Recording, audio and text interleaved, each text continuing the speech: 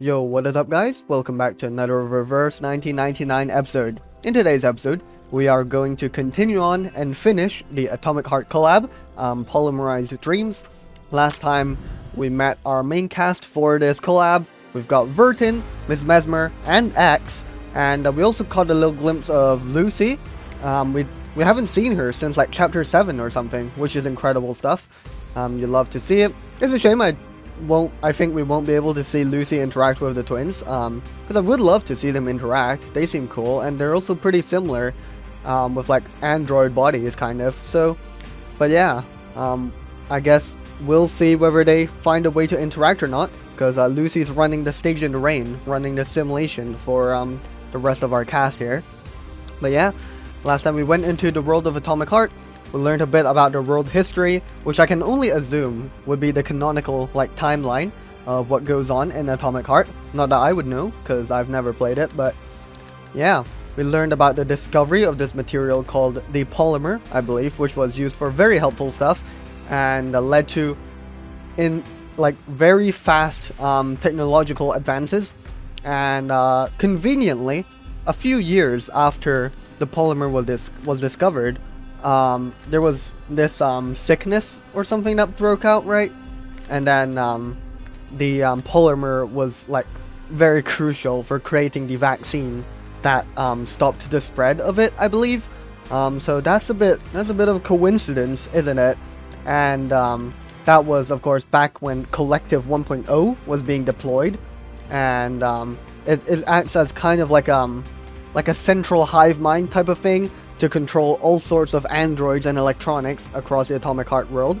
And you know, we then witnessed the demonstration of these devices that like stick to your head, and if you've got polymer in your bloodstream from the vaccines previously, then you get to like control it in a way, I believe, and also connect to the Collective 2.0 demo, I believe, which I think is kind of like I don't know, like it's like the guy who's offering it up is pushing for Collective 2.0 a bit too hard, in my opinion. I don't know why. I did suggest, I theorized last time that maybe he could have like some sort of future sight or something, you know, and that's how he was able to find the polymer and discover it. And then like a few years later, this big disaster comes about, and by some miracle, the polymer that he discovered is a crucial component in the vaccine that followed to combat the disease. Or he's just a terrible person who wants to launch Collective 2.0 to take over the world or something like that, which would be terrible. But yeah, since I don't know if that guy's actually in the original like Atomic Heart world, I can only assume that he is. And he is actually quite I can only assume he's a pivotal character in Atomic Heart. So I'm going to assume that he's a good guy for now. But if he keeps showing signs of suspicious stuff, then I will have to theorize that he is a bad guy after all. I mean, if I recall correctly, the mercenary that showed up at the end of last episode, I think that mercenary was hired to also prevent people from talking bad about Collective 2.0, because of course this was the launch of the demo and things went wrong and like people have died. So maybe he just sent the mercenary there to shut people up and control the situation because something unexpected happened in the demo. Regardless, we did end with the three of our gang teleporting away with a floppy disk, so I'm glad they came prepared. So let's see what this is about. A flash of light materializes in empty space, sending three figures tumbling into a vast golden plain.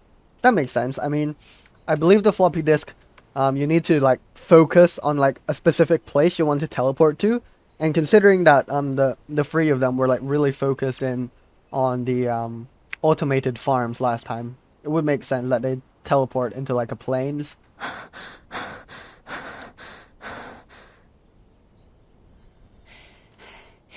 We should be safe out here. I hope so. Hopefully, like, none of the, like, robots have seen you or something. I don't know. Would they, like, directly report to, like, Collective 1.0 to like capture these guys, or I don't know if they can just, you know, randomly decide that, oh yeah, these three people, they need to be arrested. I don't know if the guy behind the collective has that much authority. Probably does, because he's a well-renowned scientist in this world. Mesmer Jr. glances back. There's no one behind them. Well, Was that an earthquake? I wonder if X still has that device attached to his head, No. because he did put it on. There's something big coming from the exhibition hall. Oh dear. So are they not too far away from the exhibition hall then? A massive robot with long wiry arms and a spherical head appears. It pauses in place and begins surveying the surroundings. Oh dear, we don't want it to find us. Its head rotates in a full circle as it completes a thorough scan. What is that? I don't know. The massive robot seems to lock onto them from afar and starts bounding toward them at incredible speed. Oh dear.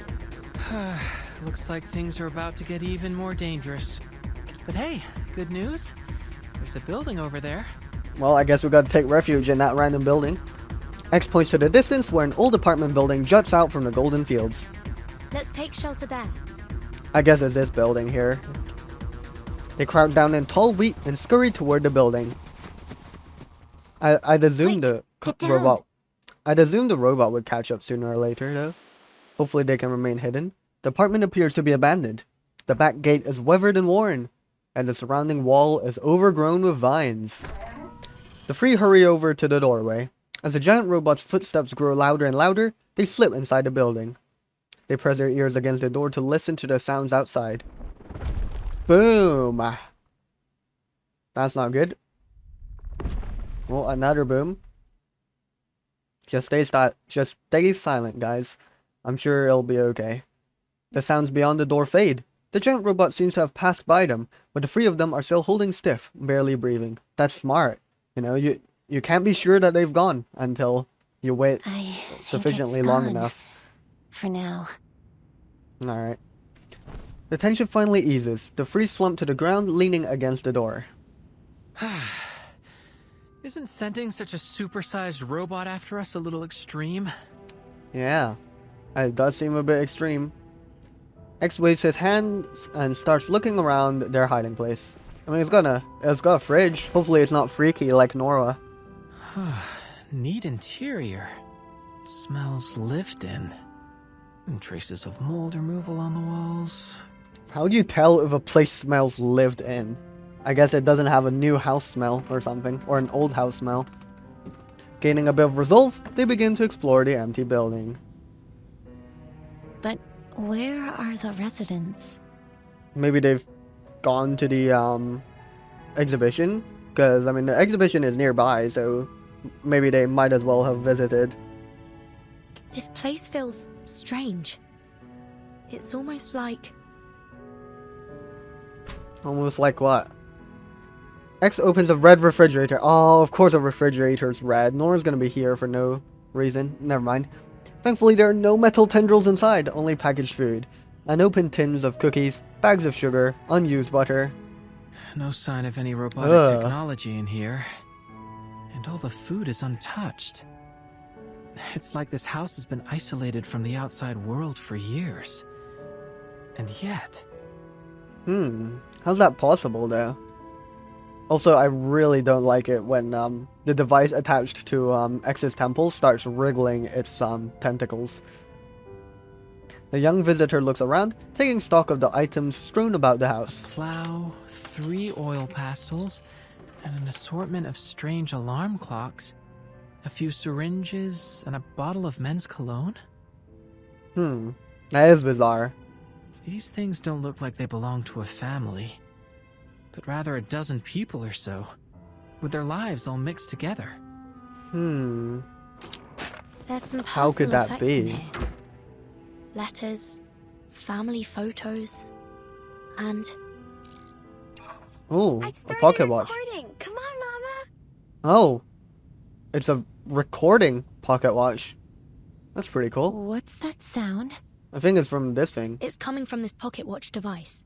Yeah. That journalist we met, Maxim, he had something like this too. Oh, I think he did, actually. Don't worry. I'm recovering well here. All of us comrades in the ward do what we can to help each other, so we can overcome any difficulties. Don't forget about me, Mama. I really miss you, Papa. It's already been a month. I remember, little squirrel. The next time you visit, remember to bring that doll with you. The one with the pretty floral dress on the balcony. Oh dear. I mean, the mother sounds a bit sick or something there. The pocket watch falls silent. Were they the owners of this apartment? Where did they go? Not a clue. And there's also lots of strange clocks around here. Could time be flowing differently within this house specifically? But that would be weird, because how would no one have found such a strange place when it's literally, you know, the only house in a field? And it's quite near the exhibition hall as well, from what I've heard. There's all sorts of things How on bizarre. the balcony, but the doll isn't here. Oh. Is this perhaps the woman who was speaking in the chirper? From behind them, they hear the sound of a gun being cocked. X is about to turn when a shout stops him in his tracks. Don't move. Put your hands up first, then turn around slowly. Oh dear. Please don't shoot. Oh my god, there's a grandma with a gun. They carefully raise their arms to face the person behind them. A tense old woman is brandishing a shotgun. Please, don't shoot, ma'am. We're We're Call just me Tamara. travelers. Tamara. Okay, nice to meet you, Tamara. Please don't Foreign shoot. kids. A rare sight. The last time I saw misbehaving kids was before the plague. It's a shame so many lives were cut short. Please don't shoot kids. What'd you do to anger a Beliash like that? Steal its H-beams? A Beliash. I guess that must be the super big robot from earlier. The old woman examines the three of them closely. Oh, I see. You're those unknown variables Xena was talking about. Xena? Who's Xena? Do we know All Xena? right, I don't Tell think me so. what happened. Don't they tell you to obey your elders where you're from?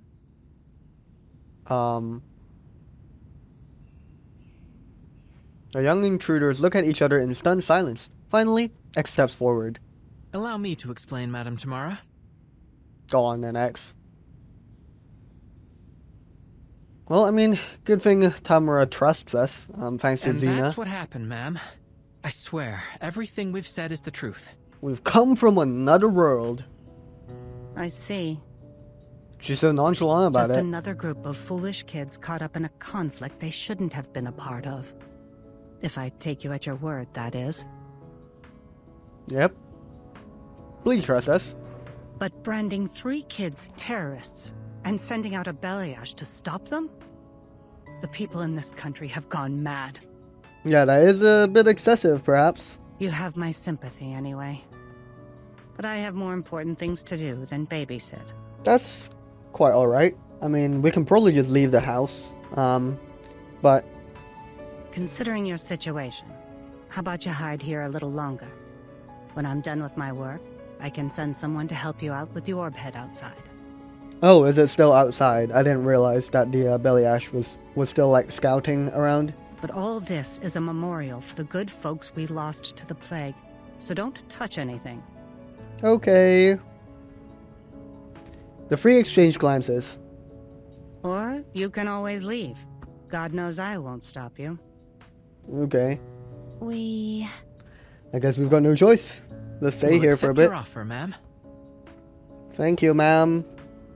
X cuts in before Mesmer Jr. can finish her sentence. He shoots her a sidelong glance as if pleading for her to follow his lead. Mesmer follows his gaze to the shotgun in Madame Tamara's hands. Not like we can confront the Beliash with just the 3 of us. Might as well stay put for now, right? Yeah, It does make sense. very logical. Rational, We'll in stay and fact. help you, Madam Tamara. Then you're smarter than I took you for. Relax, I won't hurt you. Come, look. Ooh. Is that an alarm clock? It must be. Yeah, an alarm clock starts ringing. Tamara turns to the sorted collection of clocks in the room and quickly singles out the source. She approaches the old clock and shuts it off with a sigh. I think of this place as a memorial, although it doesn't commemorate any heroes, just everyday people. Like the one who owned all these clocks. That's respectable. Gotta remember everyone. They belonged to Olga Sokolova, a 23-year-old nurse. A very jumpy, anxious girl, but honest. Taking care of her possessions takes a lot of effort. Okay. Rest in peace, Olga Sokolova. Another alarm clock starts ringing from somewhere in the room. Patient number 28 needs their medication. I did not expect the alarm clock to start speaking. Tamara's hands weaves through the forest of alarm clocks on the windowsill with ease and shuts off the rattling timer. Why did she need so many clocks? Olga was terrified of forgetting all sorts of things. She'd set her alarms to remind her to administer medication, shots, you get the idea. But it wasn't enough. Damn. If only she lived in an age with a mobile phone. Because having this many alarm clocks is kinda crazy. In the end, she went to the hospital too, leaving me with this mess. Rip. This one looks the oldest. I mean, it looks like it's yellowed with age. X picks up a children's alarm clock made of old yellowed plastic. Oh, it might be like, Tamara's, like, child, perhaps. And maybe that's what we heard on the chirper earlier. You're right, that was the first. It'll ring in just a moment. It's why I came here today. Okay. Everyone quiets down, waiting for the little alarm to ring. Happy 20th birthday, Sasha. So I assume that might be Tamara's voice. You can turn it off now. Her daughter isn't around to hear it. Oh, okay, I see. The It's just plague someone took else. her, just like so many others. 20 years old. How time flies. I see it right. I was wondering if the woman in the chirper might be Tamara, but I guess not, since she's just keeping around belongings of people who have passed. But still, rest in peace to Olga, Sasha, and Sasha's mother. Tamara picks up a broom leaning against the corner of the room. Kids, come give me a hand. The young visitors follow Tamara to another corner of the room, one that seems entirely different in style. An entire wall of tools. Looks like whoever lived here liked making things by hand. Respect. That's an understatement. There's a basket under the workbench full of all kinds of toys and electronic parts. Andre and Vanya loved tinkering with those kinds of things. Shout out. And rest in peace to Andre and Vanya.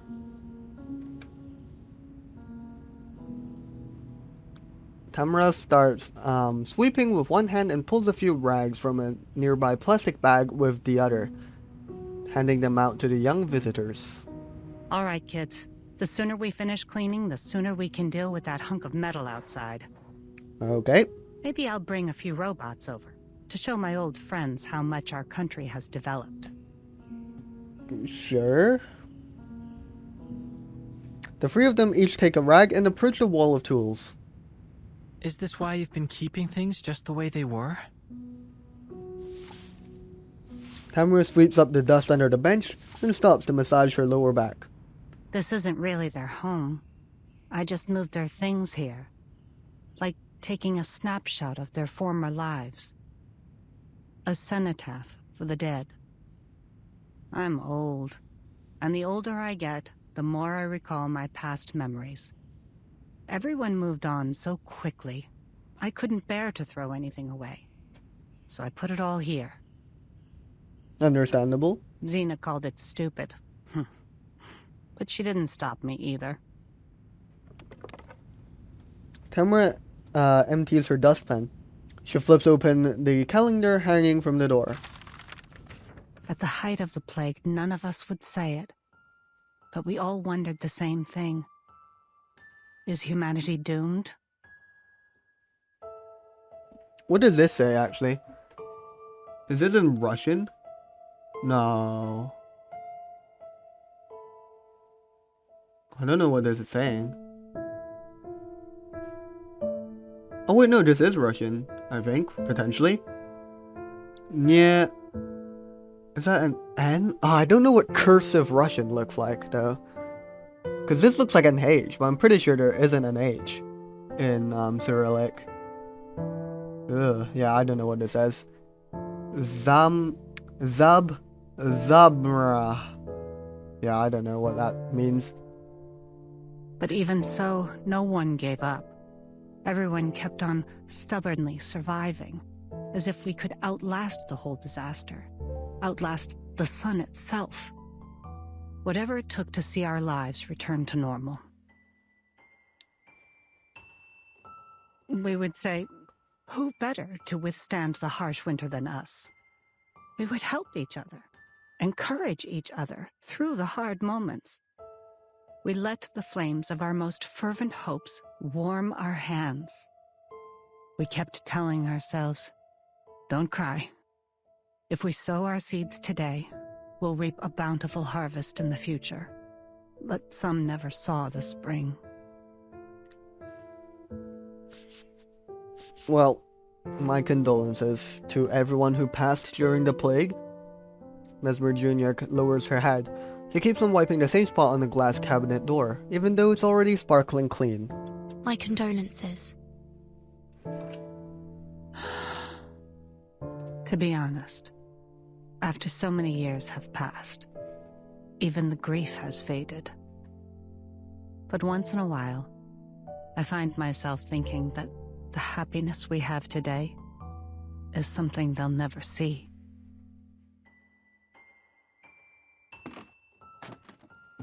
Tamara walks over to the workbench and picks up a picture frame.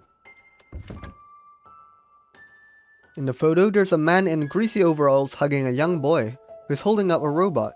If Andre and little Vanya were still alive, they would have been overjoyed to see a world covered in metal machines.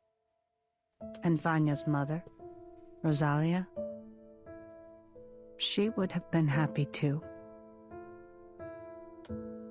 Mesmer Jr. looks over at Tamara and sighs. Her breath fogs up the glass, but Mesmer Jr. moves on and starts wiping up somewhere else. Tamara sets the picture frame back down. Strange. What's strange? What is it? Mesmer Jr. lifts the picture frame. We saw this person at the summit. Oh, did we? Kind of reminds me of the journalist a bit, actually. The kid. Vanya. Unless Mesmer Jr. is talking about the one in the overalls. Yeah, I don't know. Intriguing, no? Let's press on to part 7. Come on now. We've got to figure more things out. What went wrong with Collective 2.0? And why'd they send a mercenary? Vanya? Are you sure? Yeah, okay, so Vanya is the one we recognized. Is that who we think the journalist is? Maxim? That journalist we met. Yeah. He called himself Maxim. He had the same scar on his forehead. Oh, I didn't realize there was a scar on his forehead. I suck at recognizing details like that. But at least, hey, somehow we reached the same conclusion that Vanya is Maxim. I thought he... After things settled, I tried to check in on Rosalia and her family. They were already gone. So Vanya is alive, and he became a journalist.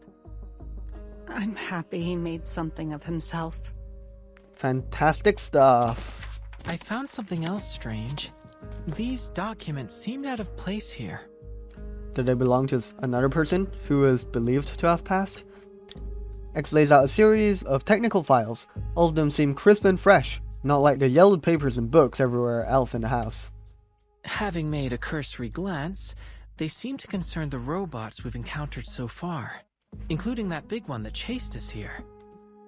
Interesting. Are they like blueprints or something? See? Take a look at these schematics. Tell me this isn't that belly ash thing. Ooh, so why are there But why would schematics in anyone here? keep these files here? These look like highly sensitive schematics. A seemingly abandoned location close to the summit venue. It makes sense, wouldn't you say, Tamara? X passes the page with the belly ash's schematics over to Tamara. The old woman, thrilled a moment ago, now finds herself looking over the files, her brows furrowed, and soon her confused face turns shocked. Does that mean someone else has access to this house then? Wait. I recognize this handwriting. No one writes a ya like this, except little Vanya. Maxim? How could that be? How could bro simultaneously be a journalist and someone's out here building robots? Could there be multiple Vanyas somehow? The room falls silent at a revelation. The old woman shakes with emotion, prompting Mesmer to reach out to comfort her, but Tamara starts with renewed confidence. We should discuss this with a friend of mine. She'll be able to help us understand what is going on here. And I assume that's Xena, whom A she friend. mentioned before. I contacted her as soon as I heard you come in. But don't worry. I'm certain she'll be able to answer all your problems. Fantastic. Xena, please be the goat and answer all our problems. The young visitor's attention is soon drawn to the window by the deafening roar of engines. Oh, some wonderful music is playing. That? There's going to be a large vehicle It approaching. looks like a flying house. Flying house! Tamara, clear the way! Oh my god, she just cocked a gun or something. The wooden hut begins its slow descent into the courtyard. But before it even reaches the ground, someone hops off and slams her way through a window and into the building. Man, you gotta pay for that, Xena. What the hell? What? You're paying for that, Xena. Property damage right there. A cloud of dust rises, blowing in from the outside. While the trio cough uncontrollably, a figure steps out of the haze. So the quantum computer was right. Look what I've found. Pint-sized scientists from a faraway land. Oh my god, she looks so unique. And why does that house have legs?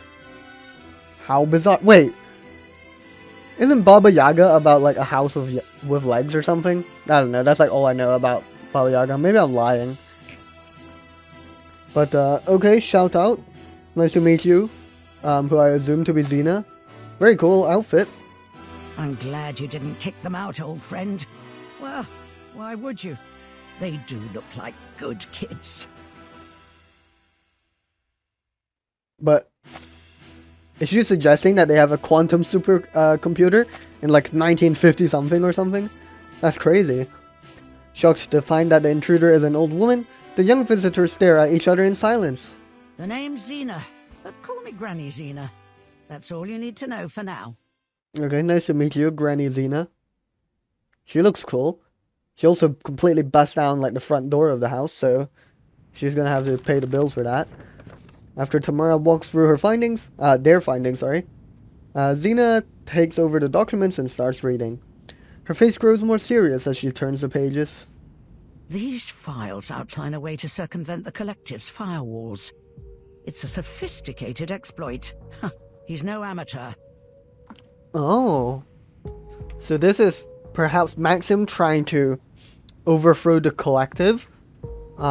Maybe so that he can get a big scoop on the story or something, since he's a journalist after all? With this, Maxim would be able to take control of the belly ashes and activate their combat protocols. Oh, that's really dangerous, If what actually. I'm reading here means what I think, then Comrade Sechenov is in 6 layers of deep shit. Oh. Sechenov He's sucks in to be trouble. you. Why? Because it's not our as safe? little Vanya is likely the one who lifted the combat restrictions on all the robots, which means this chaos wasn't just a bug in the system. It was targeted. Then you mean that he could be the one that sent that giant robot after us? In this world, it seemed like that's possible. I figured it would have been that P3 guy. Or the twins. Yeah, that's why I thought as well. But, well, now that Bro has found a way around the collective firewalls, it seems that he's using the robots to his advantage for some goal. And he seems adamant on getting rid of the three of us from our world for some reason. Taking in the preponderance of evidence, it's a good bet that Maxim is the one that orchestrated the robot's attack on the exhibition. Huh. I mean, it's insane that he managed to crack collective as well. It isn't just the robots. He's also got his hands on the schematics for Sechenov's thought device. Oh dear. X is wearing one right now. Does that mean he might have tampered with them as well? It'd explain why the scientists up there are all going nuts. Oh dear. Do you think he intends to seize control of the entire Collective 2.0 network? Potentially, but wasn't it a demo though at the exhibition? So would they have done the demo with the actual Collective 2.0, or maybe like, you know, they could play it safe and only ran it on like a smaller, safer version? I don't know. The old woman puts down the files and grabs a frame from the table. Huh. I knew this little project of Sechenov's would wind up with everyone insane or brain dead. Politician, scientist, journalist. No one is meant to have that kind of power. But it seems our Vanya already had a screw loose before he put on that thing. He could be plotting something far more dangerous. You hate to hear it. Oh dear. He was such a sweet boy. Why would he want to destroy this place? I don't know. Maybe he blames Sechenov for all the misfortunes that occurred with his family, perhaps, because they were wiped out by the plague. Maybe he thinks like, if Sechenov developed the vaccine earlier with his polymer or something, it would be better. Yeah, we can't let him get away with it. I did also accidentally. The goal is clear. We must put a stop to him. That is true. I agree, Granny Xena. That's easier said than done. We don't have an army, we don't even have weapons. How are we going to get to Maxim with a single shotgun between us? Ooh, but X, what if Granny Xena is loaded with weapons? But I get the feeling you can help us with that, am I right? You're a smart kid. But what I've got probably still won't do much against an army of robots. Alright, let's do Don't this. sweat it, Granny. That's where I come in. Oh, he's gonna modify the tech on them or something. What are you planning? He's gonna make some bizarre arcane weapons or something. X looks around and snaps his fingers. To do what I do best. Improvise. Fantastic. Go off. Go off, X. Dear me. Where did you find all these things? X totes a bundled tablecloth and spills out its contents over the table.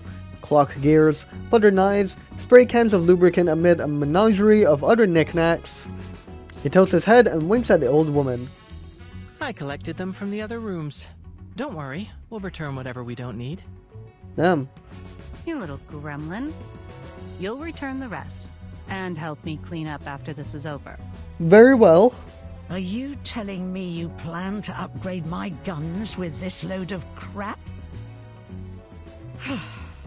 I'll buy it. Now show me how. Go on, X. X lays out several old guns and starts working on improvements alongside Granny Xena. This should work. Give this one a try, won't you? Thank you. Alright. I fashioned an electromagnetic accelerator to the muzzle, as you requested. You take care of the rest, X. Wait, what's that you added to your gun? Oh dear. What's A happened? music box. It happened to have a component I needed. And, as a byproduct, we'll get to enjoy music while we fight. That's great, man. Thanks very much, X. Who doesn't love battle soundtrack? Oh, not this kind of battle music, though. X winds up the music box and allows it to play. A sweet melody escapes its chiming mechanisms. Why did you pick that song of all things, boy? Hey! Classical music! Why not, you know? I didn't. It was already programmed into it. Why do you ask? Oh, it's nothing really. The melody reminds me of my daughter. Oh. Okay. Is everyone geared up? Alright. Are we ready, guys? Armed to the teeth and ready to take out some robotic trash. Let's do it then. Just please, keep the fight away from this place. It's okay, Hold Tamara. on. We'll do it. Maybe we should decide on a plan first. A plan? We improvise, Mesmer Jr. The plan is kill them all. Oh my god. A grenade is tossed into the open space to draw the belly ash's attention. As soon as it explodes, the killing machine charges toward the old lady like a hound. Oh dear. Well, off we go then. Oh my god, look at them go. This is You awesome. wanted a plan, didn't you? Look at this. Look at him posing. X, what's X doing, man? Why is he wielding his gun like that? He is so not prepared. Alright. Let's do this, guys. Let's kill some robots. Greetings. What is this thing? It looks so weird with all these holes in his face. This robot is programmed to follow a certain attack pattern, but you're not. Improvise, kids. You're more than just scientists. That much is obvious. You're crazier and bolder than you look. Thanks, Granny Xena. There's a thin line between genius and madness. We tend to skip rope over it. I'll take that as a compliment of our mental alacrity, Granny. You kids remind me of my daughter. I wonder what Granny Xena's daughter was like. Enough pep talk. Let's take this hunk of bolts down. Let's do it. We'll Agreed. buff her. Taking a Do peek this. inside. Do this. Something There that we go. Our victory Let's win comes in this. a tide of blood. Can I do this in one turn, I wonder? Bang! Oh yeah, you love to see it. Face the truth. Good stuff. Clean and easy. Can I give everyone a ride on my back? I think I can handle it this time. Every time I see Nautica in the end screen, I just want to see her in the main story How do again. you like that? That was impressive, Granny Xena. Xena lays her foot on the powered off belly ash, her shoes sizzling against the heated metal. You're as wild as ever, old friend. We're safe for now. It should take a while before Maxim sends another of his murder bots after you. Good stuff. So, what's next? I guess we gotta find Maxim. Find Maxim Yeah. and stop him before more people get hurt. For real. He's probably still at the exhibition. Because he was there, I believe. And I wouldn't know where he would have run off to if he did that. And ideally, we'll clear our names as well. That's the dream. First, I think I'd like to let Maxim learn how it feels to be on the receiving end of one of these metal monstrosities. Huh? X approaches the belly ash's interface and connects to it with his thought device. Oh my god, can you override it and control it? That's insane. Clever. I wouldn't mind having a big angry metal poppy on our side. I appreciate Maxim leaving behind those documents. It's made it much easier to replicate his hacking exploits. Ooh. That... fantastic. Now let's turn on this speaker so you can communicate with us. Wait, I just realized. But this doesn't explain why the schematics were in the house in the first place though. Like, who put them there? There's no way Maxim visited the house himself and put them there, right? So someone might have stolen them and like put it there for some reason. But that's a bit bizarre, isn't it? Huh. How mysterious. Communicate with us. Like Nora and the twins?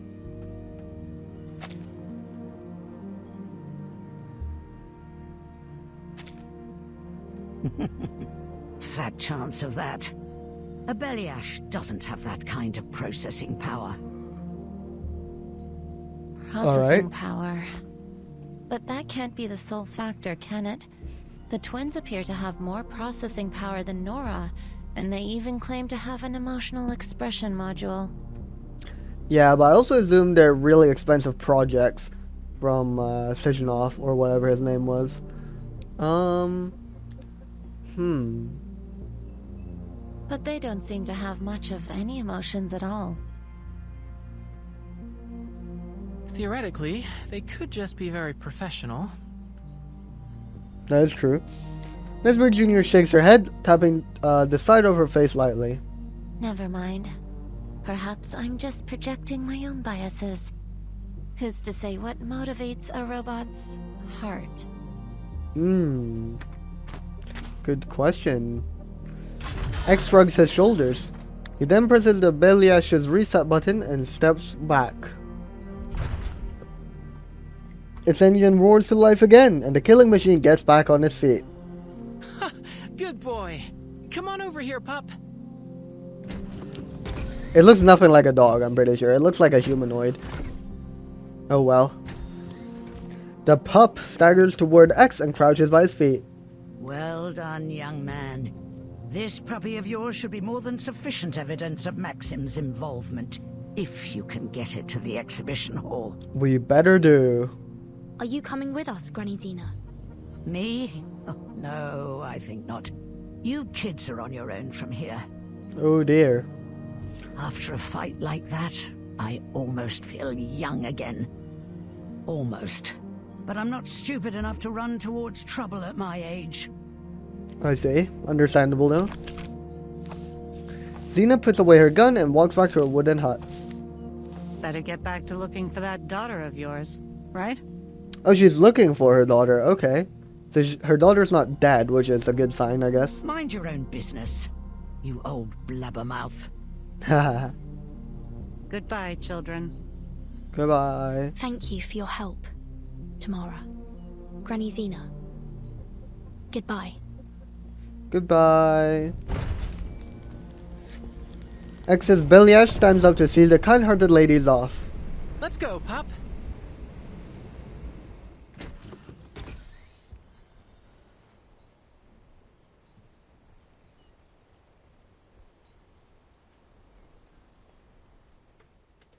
Right. I think my screen might have frozen there a bit. My fault. Regardless. Good stuff. Right. The three of us will have to find our way to the exhibition hall, though. Which is gonna be annoying. I just don't know. Like, we do have a Beliash under our control, though, which is huge. Huge stuff there. I just hope that that can be enough to hold off an entire robot army. But yeah, let's press on. Part 8. The Crazy to Be. Alright, let's see what this is about. The Crazy to Be. Maybe it's Maxim, you know? Maybe he was to be like a successful scientist of some sort.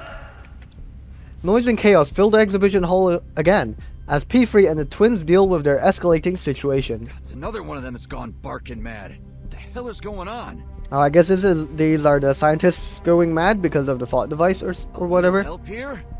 Hold his legs down. Affirmative. Let me go! How many does that make so far?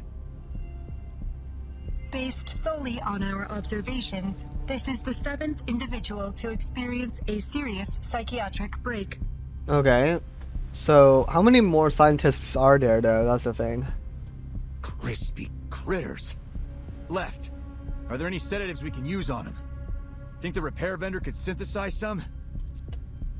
The repair vendor has experienced a serious emotional malfunction, Comrade Major. Oh no, what happened to Nora?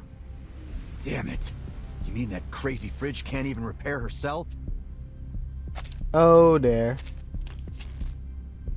P3 jumps down from the platform, wiping away beads of sweat that now cover his forehead. At least we tied him down. Thanks, ladies. Wouldn't have expected these brainiacs to be so tough. It'd be easier if they were robots. All they need is a bullet to the head. Comrade Major, please be mindful of your choice of words. There are international experts present. We should not need to remind you of your mission. Yep. Avoiding a scandal by killing every possible witness could be an interpretation of our mission parameters.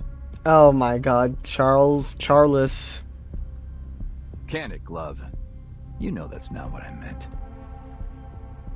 Situation's looking bleak, though. We've already got 7 of these lunatics, and there's no telling if or when the rest of this crowd are gonna join them.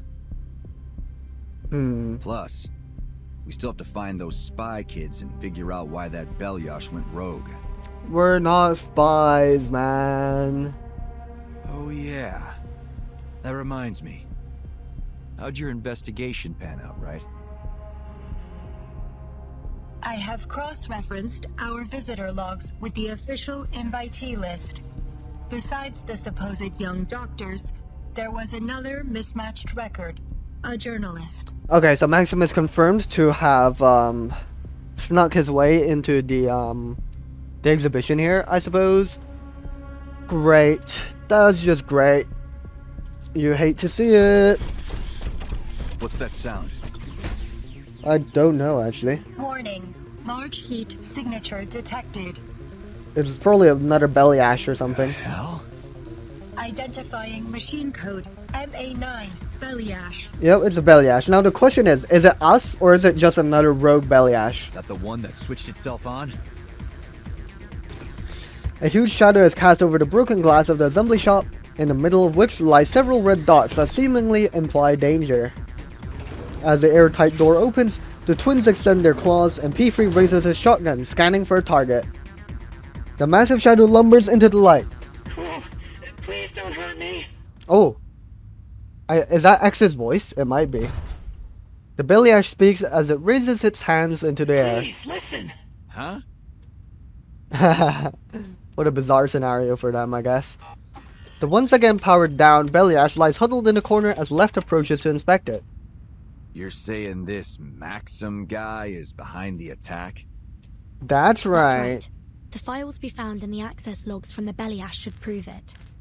What do you think about that, Glove? Allow me a moment, Major.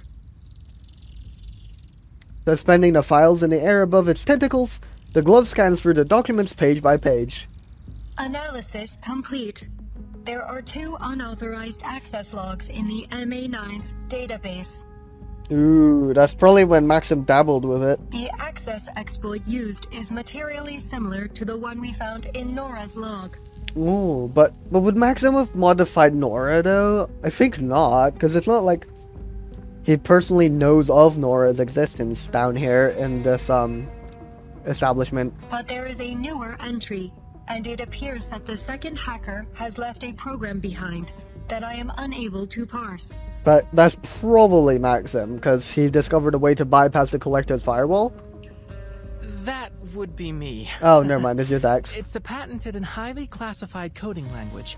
I'd advise against removing it for now. Otherwise, Maxim might regain control. Never mind, it's just X using some arcane coding language or something. Looky here. This seems to be a record of how our guy broke into the network. Any clue if it's the same one they used to crack the database? But doesn't this imply that Maxim also went into Nora's system though? Or am I misreading it? Regardless, P3 hands one of the files over to Left. Affirmative. It is reasonable to conclude that Maxim is responsible for the malfunctions affecting Nora, the VOV-A6, and this MA9 Belyash. Okay, fine. Bro's really quite the dabbler and therefore, in all these he is also electronics. responsible for the wider attack on the exhibition hall. If our foreign friends are correct, that may only be part of his plans. According to these files, he may also have tampered with the thought devices. Which is why the scientists have been going insane. So what's he aiming at? Exactly. Probably he's probably aiming control at taking, I think he's aiming to take control of Collective 2.0. Chalice turns another page, in the air as he answers the question. His already demonstrated sophistication with robotics suggests he could have easily adapted the thought device. To start with, he is likely using his own device to control the facility's robots remotely. But it's only logical to conclude his aim was to bring about an international uproar, to disrupt the launch of Collective 2.0. Yeah, but why is he so against Collective 2.0? What does he know about 2.0? If that's the case, could he also have something to do with what's happening to the scientists? I mean, that's what we thought was happening through the thought devices, no? A reasonable hypothesis, to be certain. Crispy critters, we've jabbered enough. Let's just find this asshole and beat the truth out of him. Do we know his location, ladies? Hopefully. There have not been any registered turbine departures since the beginning of the attack. We can infer that the suspect is still somewhere within the confines of this platform. Okay, we just gotta hunt him out, you know? If he's still here, then he must have intended to observe things from a secure location. True. Is there a room in this facility where you might be able to monitor the entire exhibition center? Somewhere secure? Probably like a security room type thing with like cameras. Excluding offline locations. Analyzing security and monitoring feasibility. Conclusion: the power control room. Okay. Do we have some way to check if he's there? Affirmative. Provided the communication system linking these locations is not damaged. Fantastic. Left attempts to contact the power control room. After several failures, the connection goes through. Are you there, Comrade Maxim? There's no response from the other end of the line. Oh, very suspicious. We must conclude that your attack on this facility and the staff here has some specific purpose or goal. Are you willing to open negotiations? Still no response. No response. Maybe he's not home? Or he's just silent this entire time. Comrade, you should be warned that... Maxim, we've been to your hideout. We know you were there recently. Okay, so Maxim's also using that house as a hideout, apparently. Cool. That would make sense. That's how those documents got there, I guess. But wouldn't have Granny Tamara noticed that? We saw things from your childhood there. Your belongings, the toys you played with, even your family photos. Is this huge news, though? A woman there, Tamara, told us your real name is Vanya. Come on. I recognize your voice. Dr. Verton, I presume. There he is. You're wasting your time. And you don't have a lot of that left. Oh dear, what's gonna happen when the time ends? You're about to get what you deserve. Every single one of you drooling lackeys of that hack Sechenov. I'm not going anywhere. So if you're planning to kill me, do it. But it won't stop a damned thing. Oh dear. Has like prepared some countermeasure? The line cuts out. This guy's got a death wish. What's he planning? Whatever it is, he's made it clear where to find him. The power control room. Yeah, he exposed his location to us. Just to say like, yeah, whatever, if you want to kill me, just do it, lol. There's a sudden burst of commotion from the huddled survivors. Oh, the next scientist is going crazy. That's the 8th guy. Hey, Alexei! Stay with me, pal! Somebody, please! He needs help! No, not Alexei. We met him on the train, no? With this guy, Ethan Brown. Alexei, no! In a corner, a familiar scientist holds on to his shaking friend. I'm here. What's happening? I don't know. He's starting to seize up like the others. Time me up. Don't let me. Yeah, got it. Alright, let's take care of him. And then we'll head to the power control room. The two men lift the scientist and carry him off into the next room. They've barely left sight before the screams begin. Oh dear, not the screams. How terrifying. P3 returns with a dark, haunted expression. The other scientist follows behind him, sagging low at his shoulders. This is terrible stuff. Crispy critters. Can't wait to get my hands on that son of a bitch. Oh, I love how he keeps saying crispy critters. Like it's such a funny expression. for someone to say. Hold things down here for me, will you, ladies? I'm about to carve a warpath straight to him. Alright. Bold words. Let's go, man. Comrade Major, before he severed that connection, Maxim warned that killing him would not be sufficient to stop his plans. He did say that. Perhaps further investigation is needed. Most likely. But we still gotta stop him And somehow. what's your big idea? Wait around until all these eggheads crack? It remains a matter of critical importance that we determine the nature of their neurological distress. That is critical, yeah. P3 stops himself at the doorway, breathing out a long, harsh breath. Alexei, no! The gallery has fallen silent, punctuated sporadically by muffled screams echoing from the scientists tied up in the assembly shop. Hold on. I think I have a theory. Oh, go on, Ethan Brown. This might be the best theory ever. Go on. Alexei put on his device a little before I did. So maybe these things are a kind of ticking time bomb. The longer you wear one, the more likely any little bump will set you off. Well, X, you might want to take off that thought device because you're wearing one right now. But maybe it's already done its job and it's already like planted the bomb inside or whatever. But yeah, that would make sense, like a time-based, timer-based like technology here that's going on inside their heads with the thought device. That would explain why it isn't happening all at once. Incredible. X reaches for the thought devices on his device on his temple. He ponders things for a moment and then lets his hand fall. But that means we're all in danger of going off without warning.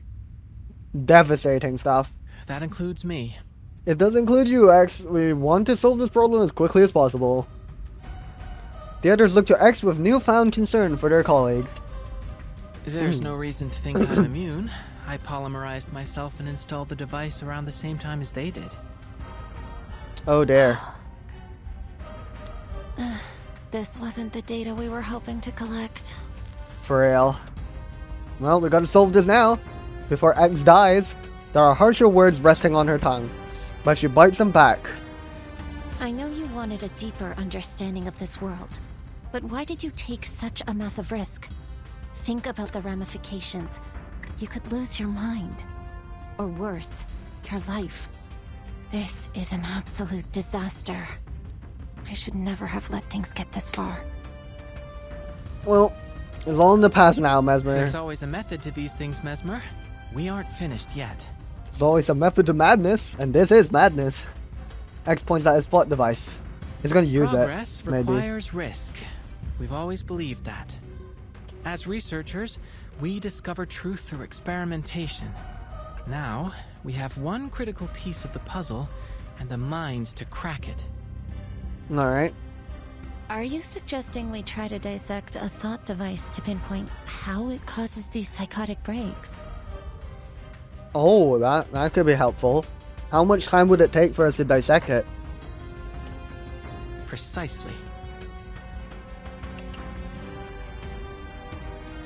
The therapist takes a moment to weigh the risk before she agrees.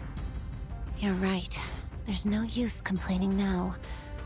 We have an opportunity to make the most of the time we have left. Alright then. You're kidding me. We're going to rely on a couple of teenagers to fix this. Nah, fuck that. Back to plan A. No. I'm gonna go beat the answers out of Maxim. Well, I get why he doesn't trust the three of us, because in his eyes we're like spies, but not really. But now we're also like, we are just kids as well. Oh well. Well, don't know if we have any way to convince P3 here. We might just have to go our separate ways and each do our own thing here. Wait, Major. The people here need you. They do, yeah. I guess we don't really have the personnel to dispatch to go after Maxim, except for maybe the twins. Maybe the twins can relieve themselves of taking charge here and go deal with Maxim's problem. Besides, he already made his intentions clear. He'll die before telling us anything. We have to solve this problem ourselves. That's correct. What's more, It seems your companion is the only one here with any working knowledge of the thought device. We'll need his help. Someone still needs to get him before he causes more trouble. Then allow me to go. As a neutral party, I might have a better chance to negotiate with him.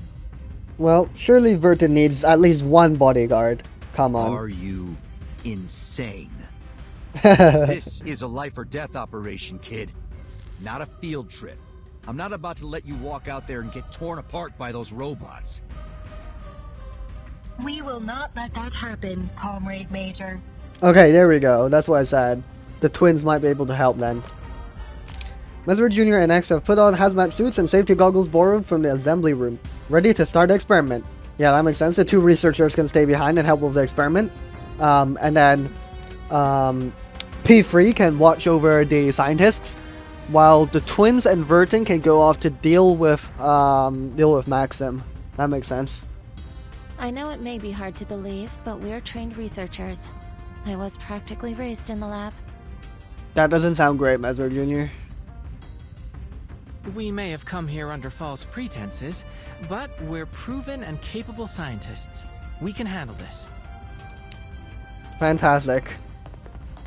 Mesmer Jr. and X nod in unison and begin working on the thought device. I guess that means the summit's back on. Well, there we go. Good stuff. To be continued, I assume? Yep, good stuff. Well, seems like we're gonna split up here, and hopefully everything leads us to ultimate success. First one, part 9, the dreadful truth. Oh dear, what's so dreadful about the truth? I don't like the sound of that.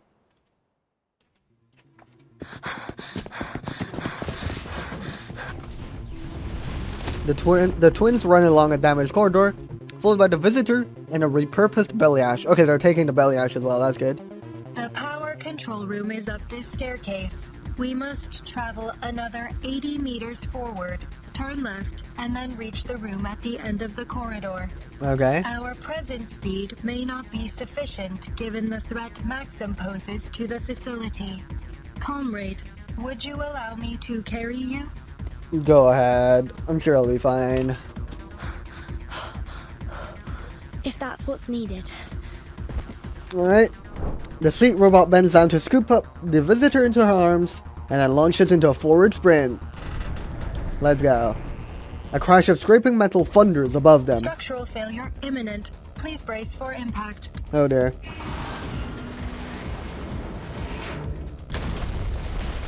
Damn, the ceiling just fell on us. The sudden lockdown of that doorway is unlikely to have been accidental.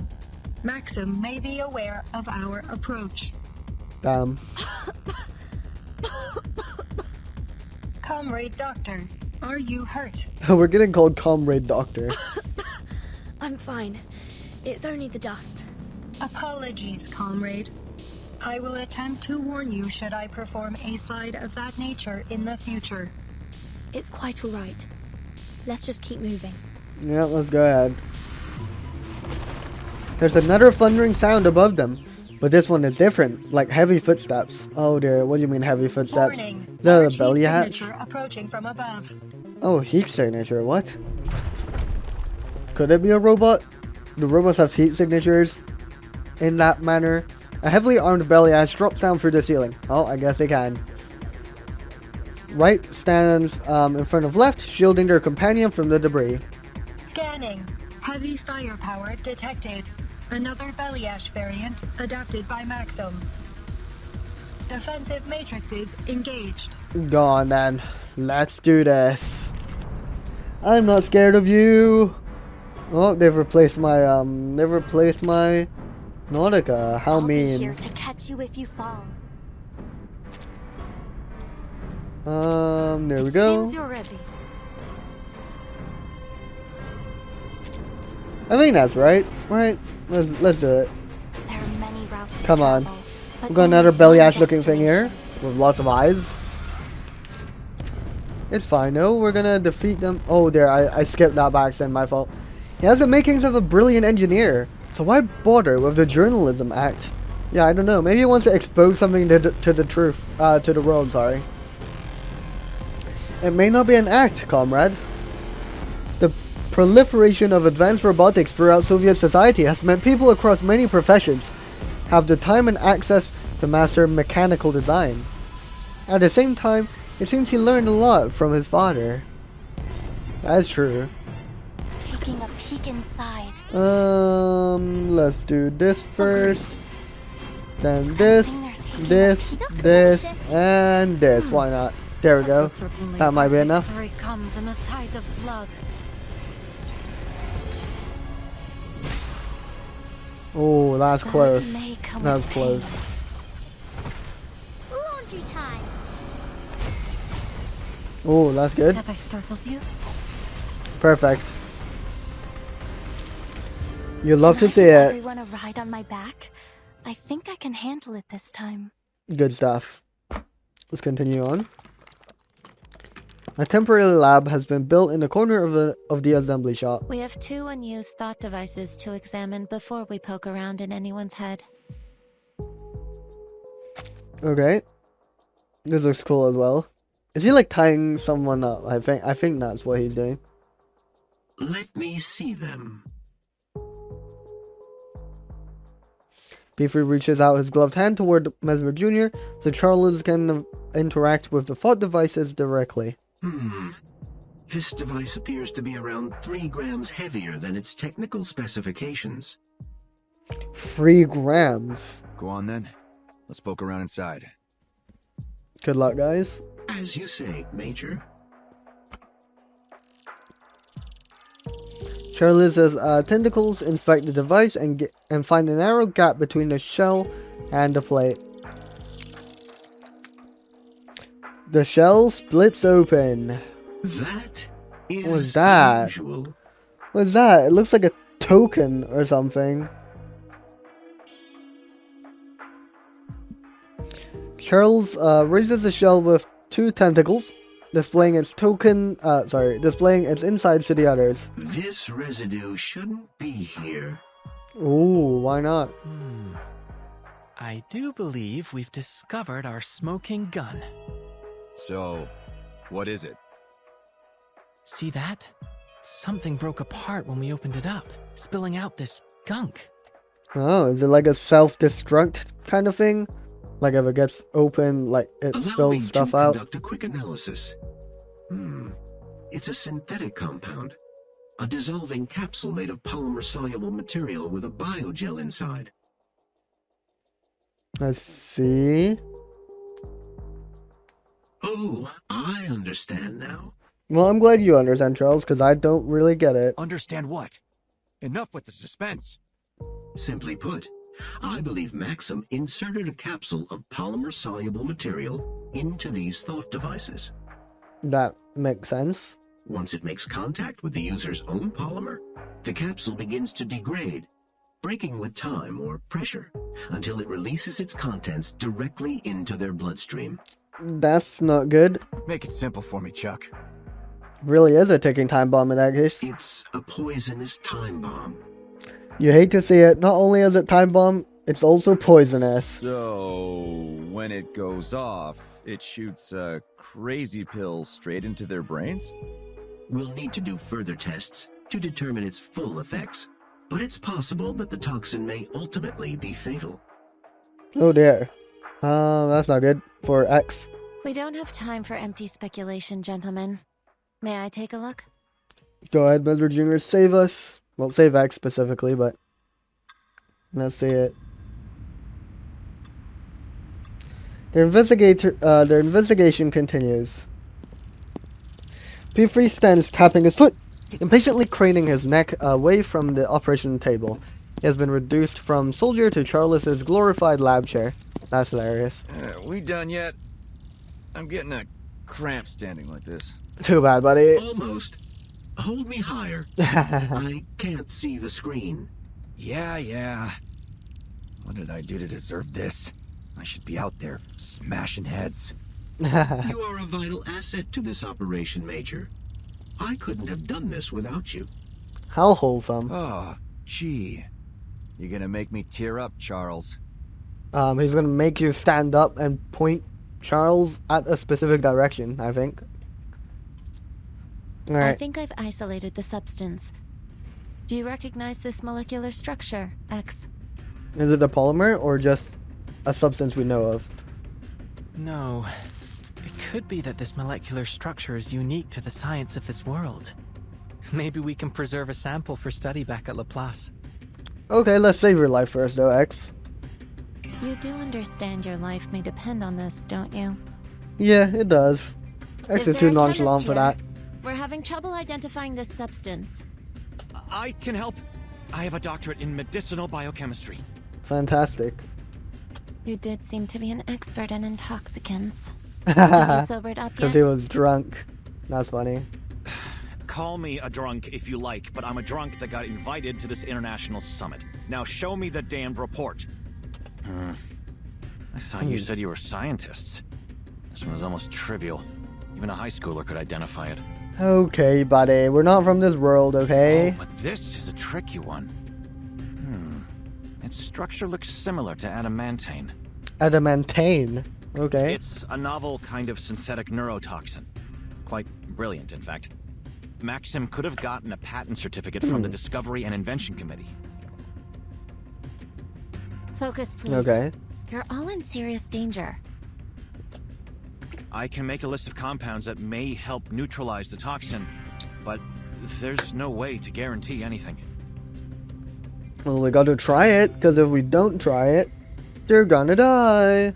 In an ideal clinical environment, we would run trials to determine effective antidotes. I know, mate. Are there any lab animals here? I think not. If only we'd invited Medicine Pocket along. I doubt we'll be able to find any living animals here. We'll have to test the reactivity on blood samples. Maybe we can collect it from the scientists that have died. That would be reasonable, because they already have the toxin in their bloodstream, right? So we can see if that dissolves it. However, though, when it enters their bloodstream, doesn't it expire after an amount of time? It decays, which is why they get derailed or something. I don't know. I'm sure it'll be fine. I would advise against that. There are too many variables in testing blood from deceased subjects. We need living cellular tissue. Well, where do we find loads of living cellular tissue? Does anyone want to volunteer, or what do we do here? Hold on a minute.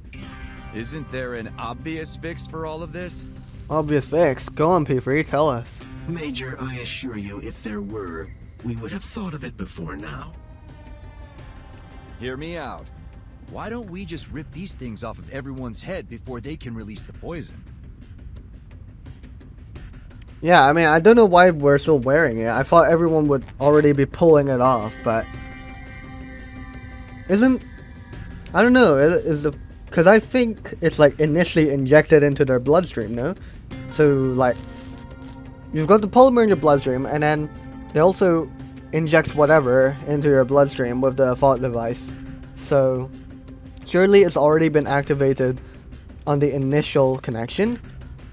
Absolutely not. Maxim accounted for that particular possibility, unfortunately. The capsule is purposefully fragile.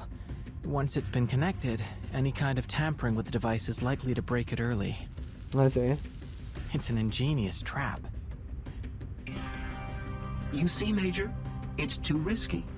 We could end up hastening their descent into madness rather than saving them.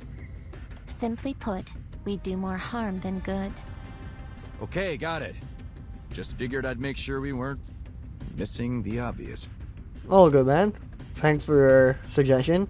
Now what? Do we just hope no one dies between now and whenever we can round up some guinea pigs? Actually, Major, you might just have inspired me. In absentia of any cavia porcellus, we do have the next best thing. What, a living human subject? Mesmer shoots a sudden front on X, already guessing as planned. Is he gonna suggest himself as a subject? You're crazy. I mean, he is crazy. I don't, like, We extract knew a that. reduced dosage of the neurotoxin and inject it into me. Then, we test out the antidote systematically until one works. Oh my god. Oh dear. We're just testing antidotes on him after shoving the neurotoxin into him. Ingenious stuff, mate. You already sound insane. I mean, to be honest, like, if it doesn't work, that sucks, but, I mean, he's, like, I guess he would get claimed by the neurotoxin regardless, so I guess in his eyes it's just something even funnier to test out, because we can test the antidote as well. Well, hopefully that works out for us. I guess we'll find out in the next part, though. Alright. Interesting. Yeah, I do wonder what's going on with, on Vertin's side, though. Hopefully she can locate Maxim soon enough and put a stop to this madness. Let's press on to part 10. Symptoms. Symptoms of what? Symptoms of, this neurotoxin, perhaps? Gutsy move. But are you sure about this kid? Besides, how do we know your device hasn't already triggered? If we inject more of that stuff into you, even an antidote might not be enough. It's the best solution I can see. Given I only became polymerized earlier today, I should be especially sensitive to a polymer-based poison. My reaction will be easiest to observe in small, controlled doses. Oh, great. Ain't that just fantastic? Bro's also more sensitive to polymer-based neurotoxins. It's what Madame Lucy would do. I mean, that is basically what Madame Lucy did to help us develop the Hoffman knot and the Equinox umbrella. Is that what it's called? No, sorry, the Equilibrium umbrella. No, it isn't. She would never approve of such an irresponsible act of self-sacrifice. Nor will I. Mesmer Jr., you don't know what Lucy did for Laplace. She did literally sacrifice bits of her own memory and existence when she did those experiments. Let's just hope that Vertin can convince Maxim to give up an antidote. We could hope so, but I don't know how likely that would be. I won't allow you to gamble your life on this while there is still a chance to find the solution another way. Okay, I don't know. The argument has drawn the attention of the still sane scientists. Are they gonna propose themselves now? Sorry, miss, but I think your colleague is right. Dangerous as his plan is, we don't have time to wait. Every minute that passes, more of us could be exposed. This is exactly what I was afraid of, X. Your irresponsible nature is practically infectious. You just had to drag this whole world down with that special brand of arcanist madness. Hold on, Mesmer. I didn't set off this chain of events. Call me a mad scientist if you like, but I don't deserve the blame for what's happening here. That is true. I don't care who's to blame. I still won't let you do this to yourself. Man. This isn't the time to argue, kids. Maybe you're infecting me with arcane madness, or maybe the poison already got to my head. Doesn't matter. Okay. I'll do it. I'll be your guinea pig. That's what I was worried about like the scientists also putting themselves up for the volunteering for testing these neurotoxins and the antidotes. They're playing this devastating track as well, and nothing ever good happens when this track plays. Besides, I've put myself through regular trials of intoxication for most of my life. Damn. What's another neurotoxin? Oh my god. That's not the point. Raging alcoholics out here. No, it's not. The point is that I'm not letting a kid put himself on the line on my account. What a go, Ethan Brown. My vision's starting to get blurry. Good bet I'm already exposed, so let's get on with it. If that's the case, we may as well try. But I'm not happy with it. Well, good luck, Ethan Brown. Alright, nice and tight. After confirming that Ethan is securely tied, Wizard Jr. takes out an injector that she brought from the glass.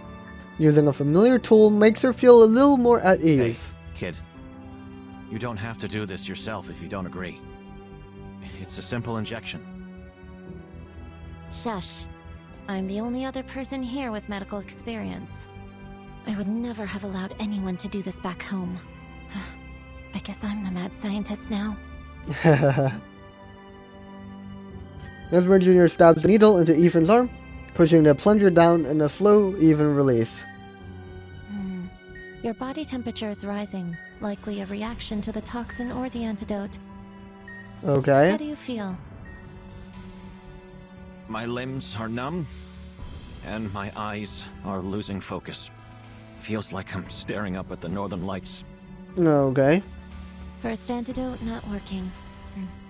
We'll observe you over the next 5 minutes and then try the next one. 5 minutes? How many 5 minutes does he have left? Mesmer. We might have to pump out those antidotes faster. What now? We're doing what you wanted, aren't we? Just leave me to my work. Mesmer Jr. tries not to lose her temper as she looks back at X. The antidotes could react to each other if applied on the same subject. So, why not try the next one on me? I just really wants to take the antidotes out here. It's about time. I'm beginning to experience symptoms. Diplopia, nausea, the works. No, not X as well. You better come back with a solution, Burton. Burton, come on, let's save the world. Let's save this world, I guess. But this is terrible stuff. Here we are. The Beliash that crashed through the ceiling is now lying on the ruins it created. Good stuff. Combat concluded. No signs of injury or damage. We should return to our mission, comrades. Okay. You good, Left? It's at this moment that she noticed a slight inconsistency between the twins' movements. Left? Are you alright? Running diagnostic. Are you hurt? Negative. Test complete. All systems. The breach in the ceiling will allow us to compensate for lost time. I accidentally skipped the dialogue, my fault. Okay. But why is there a slight inconsistency between their movements? Is it because the collective's getting hacked or something? And they're like part of the collective, or is this something else entirely? Transport mode activated. Left sweeps her companion into her arms again, preparing to jump up from the Beliash's remains. Again, please brace for impact. Not to worry. I feel quite safe in your arms. I am pleased to hear that, Comrade Doctor. Left nods at her companion. She then jumps nimbly through the hole in the ceiling to reach the second floor. Nice. The warning lights flash as the airtight door creaks open, illuminating the power control room. Please be careful, comrade. We advise you to stay outside of the room until it is secured. Okay. That must be why Sechenov always preferred the company of robots. Always ready to sacrifice themselves for the good of humanity. Oh dear, Maxim's just right here. I mean, we did roll up to the room he was in, but he's right here ready to greet us.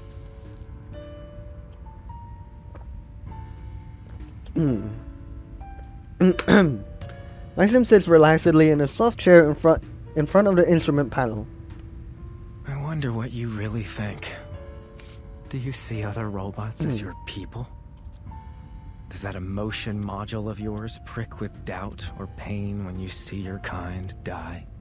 Oh wait, no, this is a scar they were talking about, I assume. Yeah, it is quite striking, actually. I think I might have seen it, but yeah.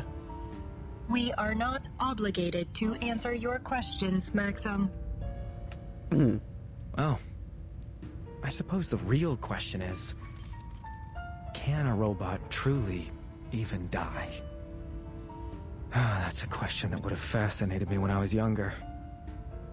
Maxim, what did you do to the thought devices?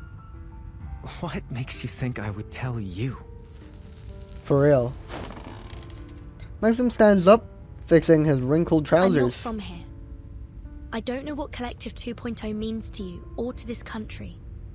I just want to understand. You expressed concerns about it before. Maybe you think the world would be better off without it. I don't know.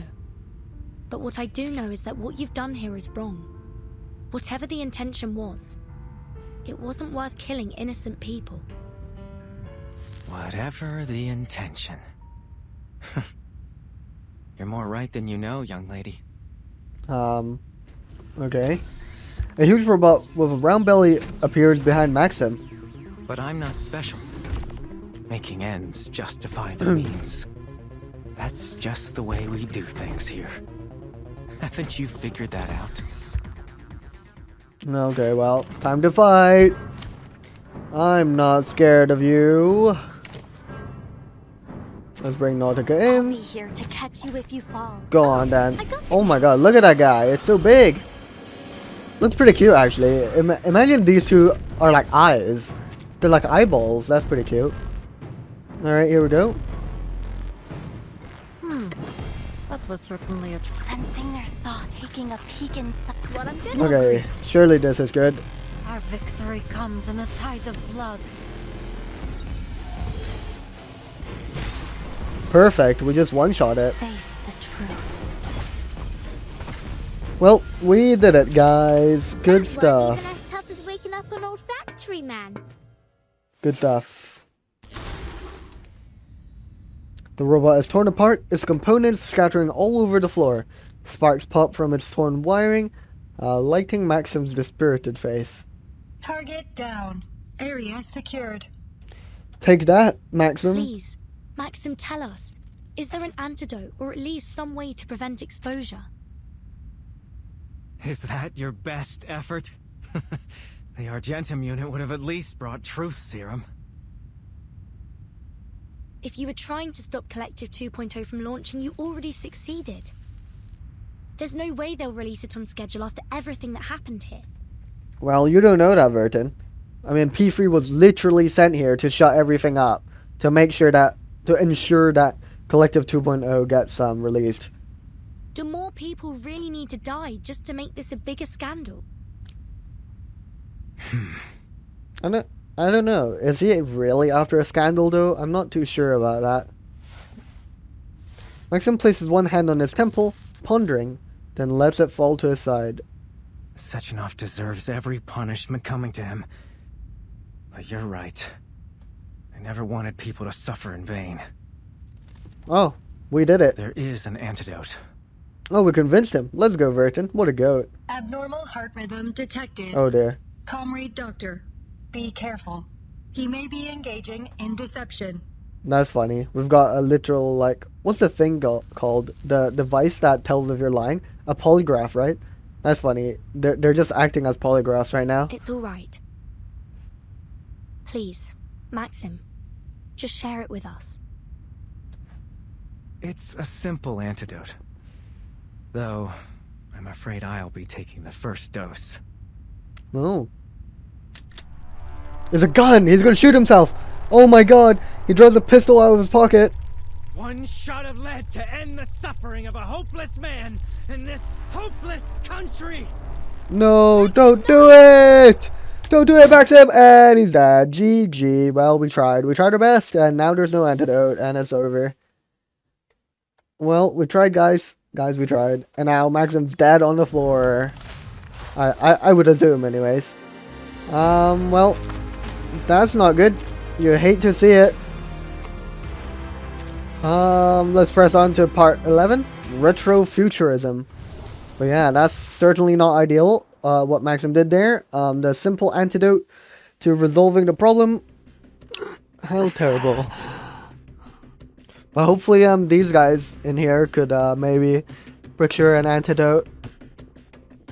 One by one, the other scientists volunteer themselves. They come wordlessly and resigned to do or die for the good of all the others. The only sound in the room is the dull moaning of the insane. As Virginia crosses another item off her list, there's been no sign of improvement from any attempt yet. Atropine, vinactazine, pralidoxime. We've almost tried everything. Maybe obidoxime? We'd have to be extremely careful with the dose. Yep. It worked! We found it! Is that Cap? Is that real or false? Scientist number 8. As Virginia bolts up at upright at the exclamation, though she balances optimism and pessimism as she follows the voice to its source. The 6th antidote worked! Subject 6 has regained consciousness! Really? Oh, crispy critters, finally. Crispy critters? I love how he just says that phrase. It's so funny. Don't celebrate yet. It could be terminal lucidity. We'll need to observe him a little longer, but we can start preparing his antidote for the others. If that's we true, determine that'd be it's effective, perfect. We'll start treatment in order of severity and length of seizure. Okay. Mesmer Jr.'s commands are carried out immediately. Soon, the first group of patients regains consciousness. Oh wow, that is fantastic, if this is true.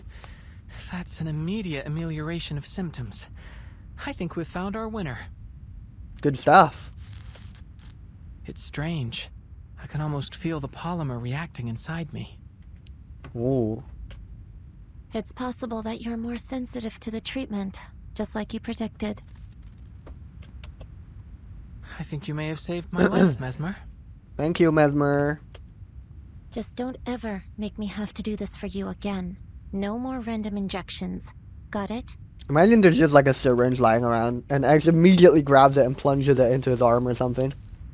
That's asking a lot for a Laplace researcher, don't you think? This isn't Laplace. You really can be insufferable sometimes. What happened to the power? What is that? Maybe that's something that went down in the power control room that cut the power or something? Is anyone using a respirator? Get them on a backup immediately. It's not the power. Everything's still running. Good stuff. Self-destruct sequence activated. Bro, what? 15 minutes. I didn't even know this place could have a self-destruct sequence. Self-destruct sequence? Maybe that's why he was in the power control room, to set up the self-destruct. Mesmer Jr. and Little X. Mesmer Jr. and Little X. Your parent is waiting for you at the power control room. Repeat. Your parent is waiting for you at the power control room. Well, we better head there, I guess. That has to be Vertin. She Yeah. might be in trouble. I guess we'll have to go find our parent. Yep. The HuffMed scientist sits up and unties the ropes around his body while his colleague rolls her eyes. Looks like I don't need to worry about your condition. Are you sure you're ready for action? Absolutely. Just as long as you don't expect me to be as dexterous as the twins. Okay, well, let's try our best here. But what about the other patients? Does P free? Can you escort them out of here? We've got things handled here. Good stuff. Got the drunk back on his feet. Just go. Thank you, P free. Good stuff. Everything's coming together, and you love to see it. Tereshkova has sent out a broadcast to your colleagues. A large number of Maxim's robots appear to be leaving their patrol routes. Oh, why are they doing that? Given the circumstances, any attempt at evacuation will be a significant risk. Should we proceed? I mean, what else can we do if not We have to do evacuate? whatever we can to preserve lives. For real. Understood. I will attempt to locate suitable vehicles within the facility. All right. Comrade Doctor, your friends will arrive in 3, 2, 1. Oh, that was quick. Left opens the door, allowing two Laplace researchers to tumble inside. They look singed and smell of burning metal. As the door closes, a horde of violent robots slams out against the heavy door. What's this about a self-destruct sequence, Vertin? Where's Maxim? He shot himself. Her eyes follow a glance down to the floor. Maxim lies in a pool of scarlet blood. A hole is pierced through his temple. His hand is still clutching the instrument of his demise. I couldn't stop him. The sequence was activated as soon as he died. You hate to see it. It appears that Maxim programmed a tripwire into the facility's self-destruct protocols. Yep. I mean, can we stop the protocol, perhaps? The If only not, way to abort the procedure is to enter the administrator password, which has been altered. Speculation. And only Maxim knows the password. I mean, maybe it could be related to his, like, dad or something, right? Because we saw him with the photo and everything in the house. Mesmer Jr. moves her eyes from Maxim to her companion and immediately connects why she is needed here. I may be able to use artificial somnambulism to extract information from his dying brain matter. Oh my god. But there is a complication. That's insane if we can just rip out the artificial somnambulism here. But what would be the complication be? She needs not state the obvious to anyone present. A bullet went through his head. Oh yeah, true. We don't even know if his brain would function for it, I guess. Let's hope he didn't destroy his hippocampus. Alright. He's been polymerized, right? We already saw that it preserves some measure of the individual's brain activity after death. That's true. That's true. But we can't possibly predict how artificial somnambulism would interact with a technology like that. And even so, we know that the polymer doesn't preserve life. It only extends a limited imprint. We can't be sure of the extent or even the stability of Maxim's memories. We gotta try. Diving into a dead man's dreams, even if we were fully equipped, and we're not, we could still end up lost in it. Well, I don't see any other better ideas unless we try an evacuation. Oh wait, no, P3's already trying that though, so... Nevertheless, what other option do we have? Exactly. So, I'll play the mad scientist yet again. It's becoming a pattern working with you two. Yep. X, I'll need some improvised equipment. I'll make a list. Alright. I don't care if they run on a hamster wheel or marbles running down a course. Just make them functional. I'll facilitate your every expectation. Left, would you mind giving me a hand? Alright, let's do this. Searching for keywords. Artificial somnambulism. 0 results found. But I am at your service, comrade doctors. Good stuff. Let's do this. First, we need a glass harmonica. Is there one here? A glass harmonica? Unfortunately, the Polymer Exhibition Hall does not contain any musical instruments of that variety. I mean, that's understandable. It's kind of a bizarre thing. But it's essential for artificial somnambulism. X, can you build it? We better. I mean, there's some glass over there. We've got 50 minutes to pull this off as well. Give me 4 hours and a room the size of a football field. Oh, okay, we're cooked. GG. This isn't the time for jokes. Left. Could you find a suitable substitute? Searching for exhibits with similar functions and potentially useful raw materials. As if waiting for the most dramatic moment, the repair vendor in the corner reactivates, bathing the room in red scanner light. Oh my god. Nora's gonna save the day. Nora, build us a glass harmonica, please. Sounds like you could use a little assistance. Why do you have to say it like that, Nora? I can make you a glass harmonica. Just so long as you give me what I need. Oh, what do you want? No, what do you need, Nora? Nora, I thought you were out of commission. I mean, that's what we all thought. But Nora just woke up, so... For some reason. So that's pretty cool. Good stuff. Truth be told, I've been trying to get out of this place since the self-destruct sequence started. But I'm trapped here, alone and unloved. How devastating. If only some handsome hero were around to carry me to safety. But since I don't want to die surrounded by a bunch of brats, how about you help a girl out and feed me? What do you need, Nora, to eat, I wonder? Also, imagine someone actually strong enough to carry around Nora, though. Because Nora's a little fridge. So that must be pretty heavy. Oh, is that rude to say? Sorry, Nora. We'll need as much glass as we can find. There's literally a glass window right there. Let's break that. In no time at all, X has managed to direct the construction of an awkward but functional glass harmonica, though the various parts nearly fill up the entire room. Your intuitive grasp of technology is astounding, comrade doctor. I have made a recording of your process for future reference. Nice. I know I said you could make it any way you like, but will this thing really work? Only one way to find out. I'm positively certain. It's an unorthodox design, I know, but the physics are sound. I sure hope so, Matt. I'll take your word for it. Now, who's going to dive into Maxim's dream? I don't know. Aren't you the expert, Mesmer? But you could do it, or maybe Vertin could do it. Oof, I wouldn't dare be caught with such a hideous man. That hole in his head was practically an improvement. Oh my god, the BM. Let me try. Oh, X. X just keeps doing these crazy experiments. You're the only one who can fix the machine if anything happens. Oh. The number of candidates dwindles. I'll go. I have experience stream diving. That is true.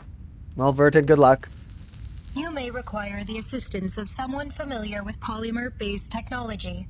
With your permission, I will accompany you, comrade. It should be possible to send you both. I've created an interface on the device that Left can plug into directly. Damn. I suggest against it. We can't afford to lose both of you. Your concern is noted, Miss Mesmer. But the risks are greater if either of us goes alone. I guess. And then we'd all die, which would be terrible. I'm going to need a long vacation after this. Verton, put the helmet on. Left, plug in. There may be a brief tingling sensation, but don't panic. It won't last. A tingling? Yes. One of the side effects of artificial somnambulism. Can they feel tinglings? I wonder. Understood. Ready to connect. Oh, good luck, guys. We trust you, Mesmer Jr. X. Good luck. Appreciate it, Verton. I'll fortify the room as best as I can. We should be able to hold out for now. All right. I'll guide you in. Good luck. Is this who we continued? Okay. Okay. Come on, let's do this. I assume part 12 will be the last one, judging from these missions. So, but there's also an epilogue, so yeah, I'm sure it'll be fine. Come on, let's do this. Let's save everyone. Trapped in Limbo, part 12. Let's do it and save everyone from self-destruction. When will you be back? Okay, this must be Vanya, young Maxim. Before you know it, Vanya. Will I see you tomorrow? Mama? Mama?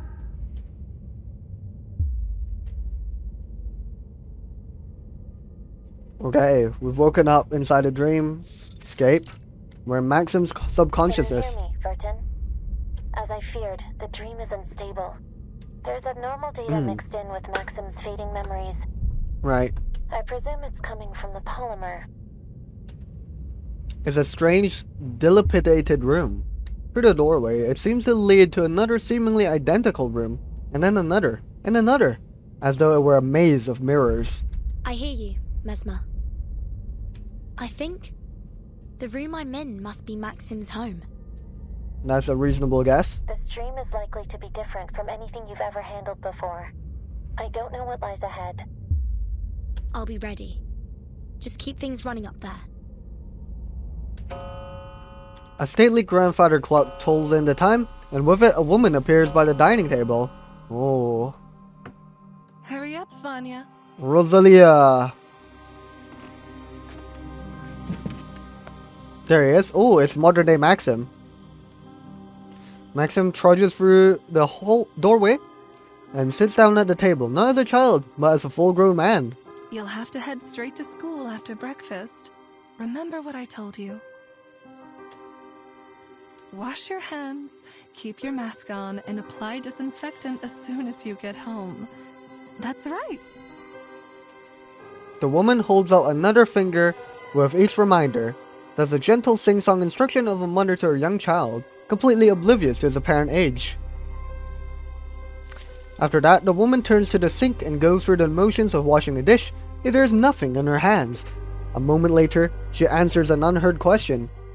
Oh, I really like the OST here. It's so dissonant. It's so, it's a bit jarring, and also, like, disturbing. No. Mama probably won't be home tonight. Neither will Papa. What are they doing out there? Off to school then. Let the teachers know right away if you feel ill. Understood? Okay. I assume this would be, of course, during the period of the plague, since she said something about disinfecting and wearing a mask. But where are they going off to, though? The woman removes her apron and dons a doctor's coat as she bids Maxim a simple, affectionate goodbye. Okay, they're like research. She's like a researcher, I guess, or a doctor. As she leaves, Maxim rises from his seat and stretches toward the grandfather clock. He pulls delicately on the minute hand, forcing it back counterclockwise. Hurry up, Vanya. Maxim re-enters from the same door and sits on the dining table again. Interesting. So he's like kind of lucid in this, surely, because he's like controlling the dream in some way.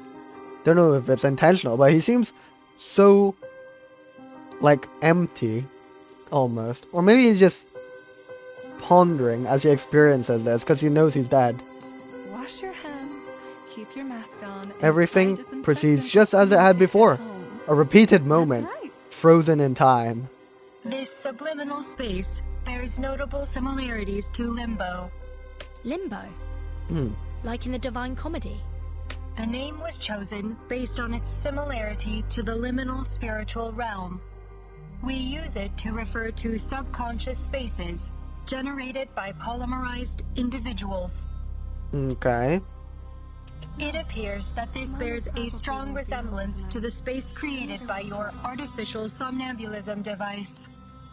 Okay. However, it is not clear if this space is in fact limbo, or a dream, or some reflection of them both. Maxim does not react to their conversation, nor indeed even to his mother. Is he gonna go? Yeah, he's doing the minute hand again. He simply returns to the clock time after time, winding the moment back. We're on a deadline, remember? We need to induce Maxim to recall his password. That is true. But try not to push him too hard. There's no telling what additional stress might do to the dream state. We're already operating in the margins. Come on, tell us your password, man. Maybe start by collecting clues from the surroundings. Let's do it. This moment must be from Maxim's childhood. Do you have any idea what's going on? Speculation. This appears to be during the early months of the plague. During this time, hospitals were overloaded, and doctors were often forced to work long hours, isolated in quarantine zones. I see. As they talk, the clock's hands suddenly speed up, fast-forwarding the scene in the room until it chimes again. Well, here he is on his chair. Maybe his mother is going to die or something. Maxim still sits at the tiny dining table, staring out into the void. Do you hear that? They are announcing funerals, Comrade Doctor. I see. So Rosalie might have died here? We never know what happened to his dad. Maybe his dad also died around some time here. I mean, we know he died to the plague, but... Maxim turns toward the door, his face expressionless and hollow. Cries seem to come from all sides of the room. Come here, Vanya. Andre, Don't nope, be his afraid. dad's still alive. There we go, there's his dad. He's alive for now. A man resembling Maxim crouches in front of him, hugging an invisible figure. And of course we know that Andre is like a mechanic type worker. That must be Maxim's father. Indeed. Your mama is fine. I got a call from her earlier. She's just too busy to come home. You know, your mama is very brave. She is doing a great service for us all. Someone must go to the hospitals and take care of all the sick. I know you miss her. So do I. But there are others that need her more than we do now. Andre speaks gently to the invisible figure. Now your papa has a job to do too. So you must stay here and take good care of yourself until we get back. Oh dear. Don't worry about me, son. I'll send our little robot round to say hi whenever I can.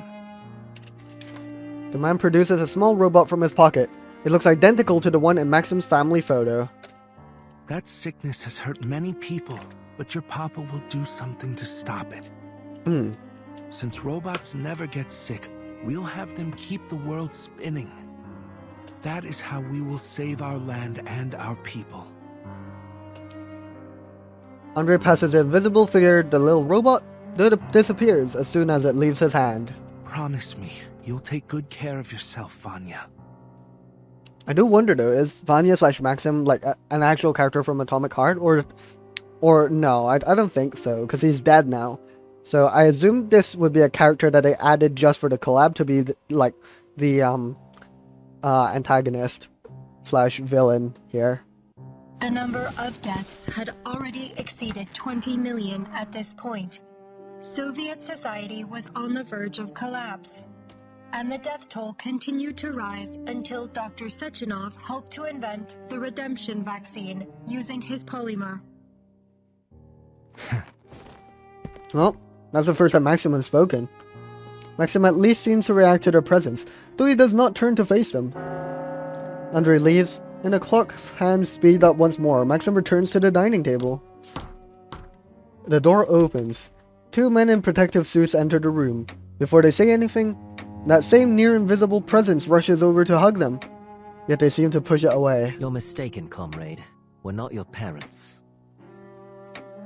They seem to have heard something and look at each other. Listen, son. Can you gather up your family's papers? Then you'll need to come with us. Your parents... They... Anyway, just follow us. We'll take you to them. Quickly.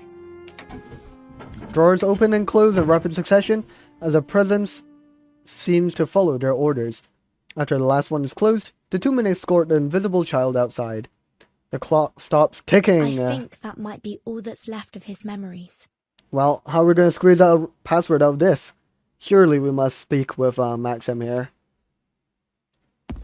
Maxim at last turns to face them, though he gives them only a single empty glance before he staggers back toward the grandfather clock. This time, however, one of them stands in his way. Who are you people? Leave me alone! Maxim, you can still save lives before it's too late. It's time to let go. Why? Oh, he's tweaking out. Maxim's voice booms out everywhere and all at once. Even the knives and forks on the table clatter with his voice. That sounds a bit crazy. With those men. I saw my neighbor hugging her mother. She was back from the hospital. I remember they had a robot carrying their suitcases. One just like my father made. She survived. She didn't leave her child alone. Why me? Why my family? It isn't right! Oh dear. The childhood trauma. My mother had saved her! My father made the robots that took care of them. But they didn't get to come home. How They cruel. left me alone. All I had to remember them were the tattered medals the government gave me on their behalf. I never learned where they were buried.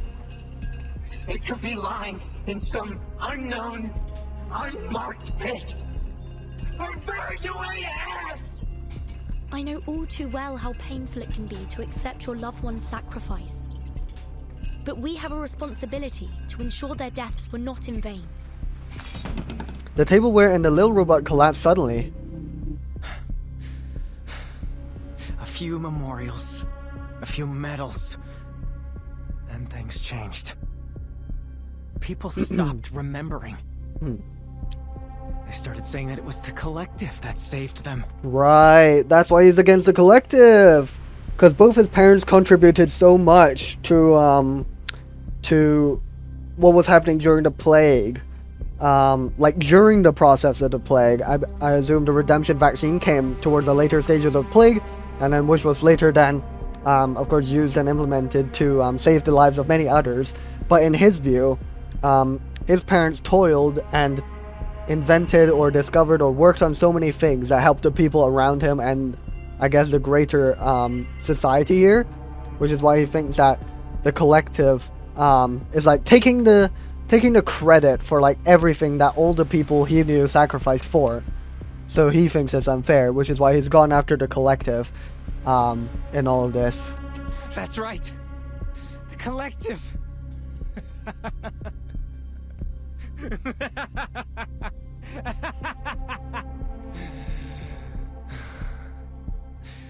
The collective. What a glorious, heartwarming name. It brings to mind all of those soldiers marching in lockstep in the celebratory parades. Thud, thud, thud. Behold our march to the future, comrades. We will build a new world forged by our hands. Aren't we all so proud of the collective? People's heads became filled with these lies. They forgot all that we had gone through. Or maybe they just wanted to forget. Then the monuments changed. Suddenly, they all had his face, his name. There was no room for any others.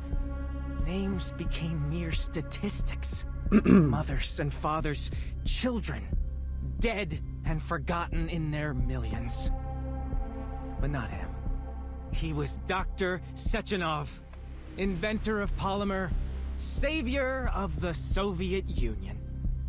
Over and over, all the glory, all the praise, everything went to him and his damned polymer. Maxim twists, kicking the dining table with enough force to rattle the dishes. How can that be? Why does he live when they had to die? How can we go blindly into this world he created?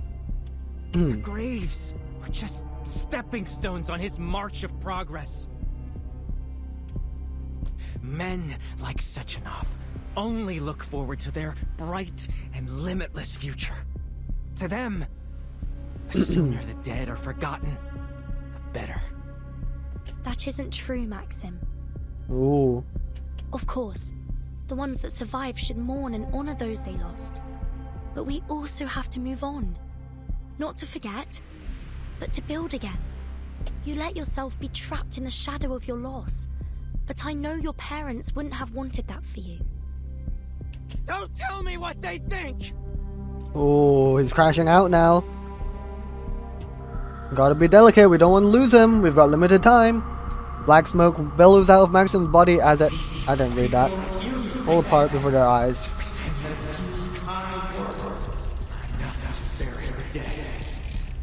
And you praise me and took everything from them.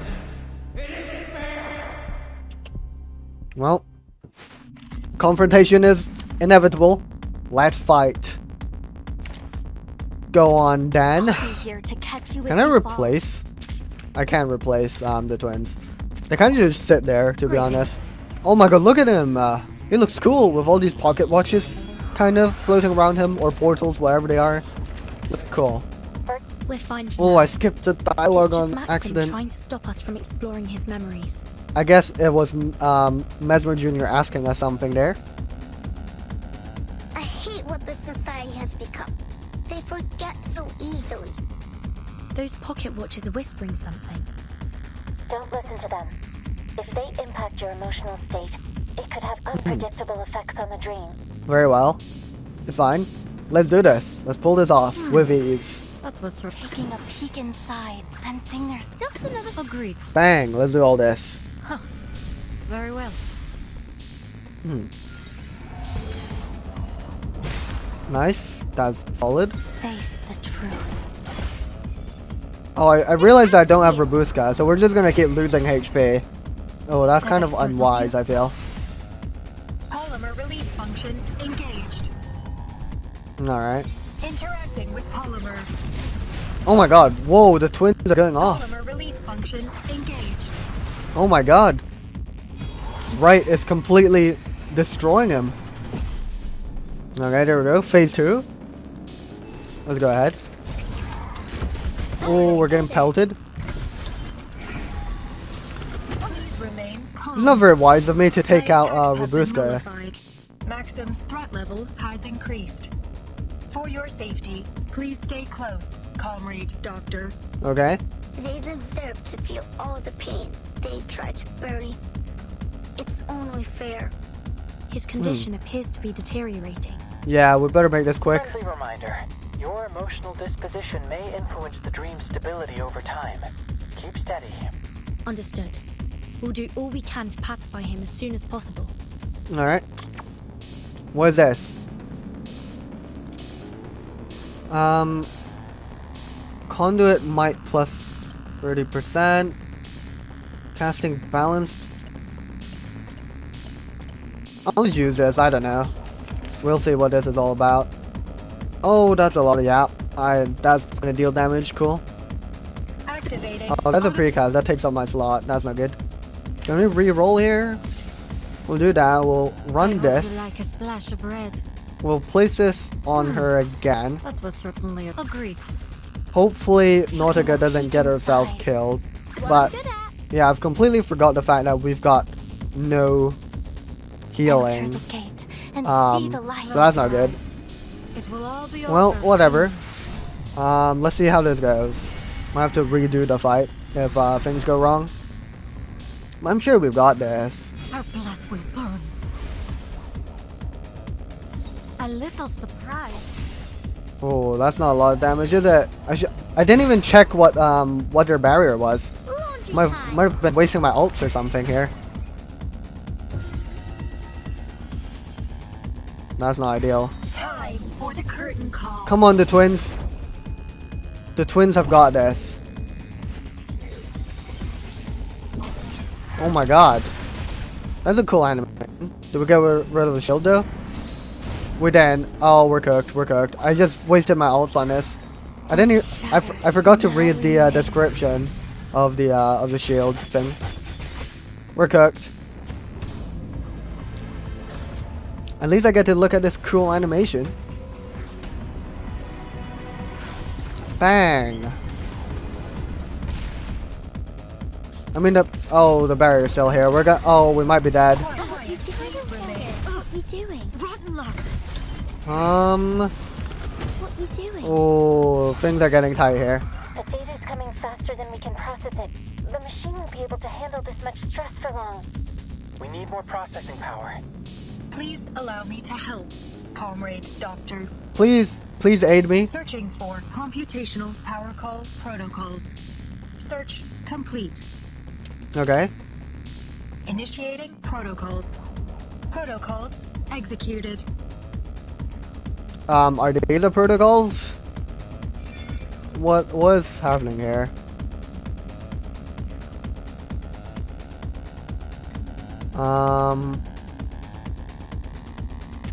Where's the stuff that makes it so that they can only take 1 damage every time?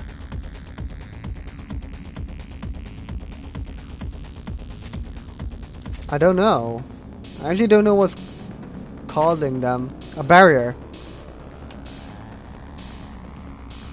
The twins will gain mental transcendence later to remove this effect. Do we have that now? Do we have mental transcendence? Oh, we do.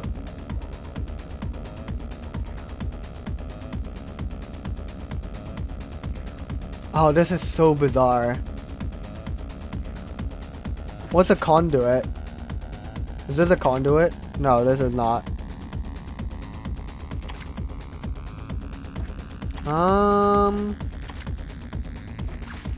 I guess we'll stock up on some energy so that we can cast our abilities for the twins.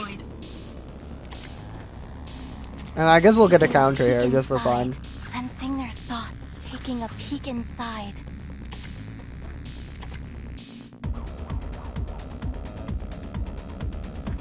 Yeah, I don't know. This seems cool, but would these things override what I've done in the energy? I assume the energies we're accumulating is down there on this bar the twins have. It may come with pain. Yeah, we gotta get rid of the barrier. Oh, I could have just swapped cards around instead of using my stuff, because we're just losing health over and over again. Repolymerizing. Polymer release function engaged. Okay, one more stack of the barrier. Okay, is that the barrier gone? Polymer release function engaged. I think the barrier's gone. Oh my god, and we immediately killed them. Oh, there's phase 3, isn't there? Oh wait, no, they're dead. We did it. We were all on the brink of death. Will be recorded for statistical analysis and optimization. Good stuff. Wow, we almost died there, to be honest, because I got to bring Robuska. All good though, we pulled it off. Oh wait, no, there's part 13 as well. Cool stuff.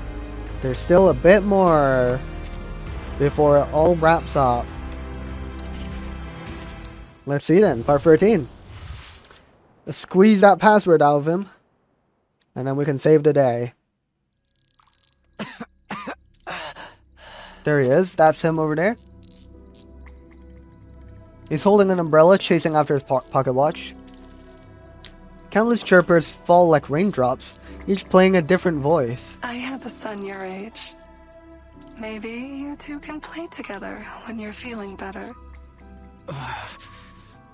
No. Oh dear, this is not ideal. Maxim flails outward, trying to catch the chirpers as they fall, but each one passes through his fingers in vain. This is a fine gadget, don't you think? Maybe we should install it in our robot's head. We're so very grateful. Thank you. Thank you for not abandoning us. No! One of the chirpers reflects in the dark pools of his eyes. Papa?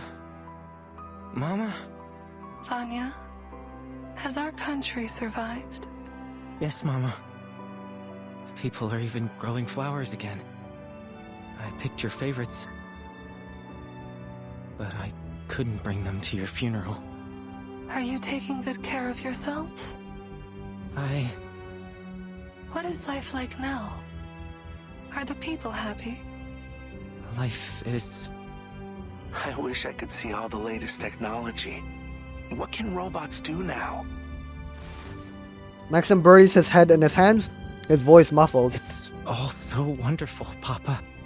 Mama, we stopped the plague, and now we're going to explore the cosmos. And what of you, little Vanya? How have you contributed? Everything has gotten better. I wish you could see. We're just happy to know things are better now. Though, I admit, I am jealous of you. Shouldn't you be angry? They're enjoying this world because of you. But they don't even know your names. They don't know what you gave up for them. What I lost for them. Why should we be angry, son? All that we did was in the hopes that the future would be brighter for our people and for you. The future is yours now, Vanya. All we want is for you to make it a better place. Well, I guess this might push him over the edge and provide us with a password, potentially. To make the world a better place. Don't let us down. Oh, He dear. won't. I know our little Vanya has grown into a good man.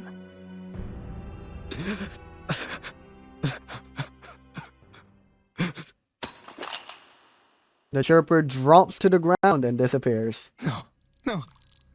Oh, dear. Mama, Papa, don't go. They have to go, Maxim. That's just the way of things. But you can choose to let them inspire you instead of dragging you into despair. Don't push too hard, Furton. He needs time to process things. We're gonna explode. We're gonna self-destruct in the power control room soon enough. But yeah, I agree. We should not push this too hard. Knees on the ground, Maxim bends over and cradles his head. His trembling fingers reach toward his temple.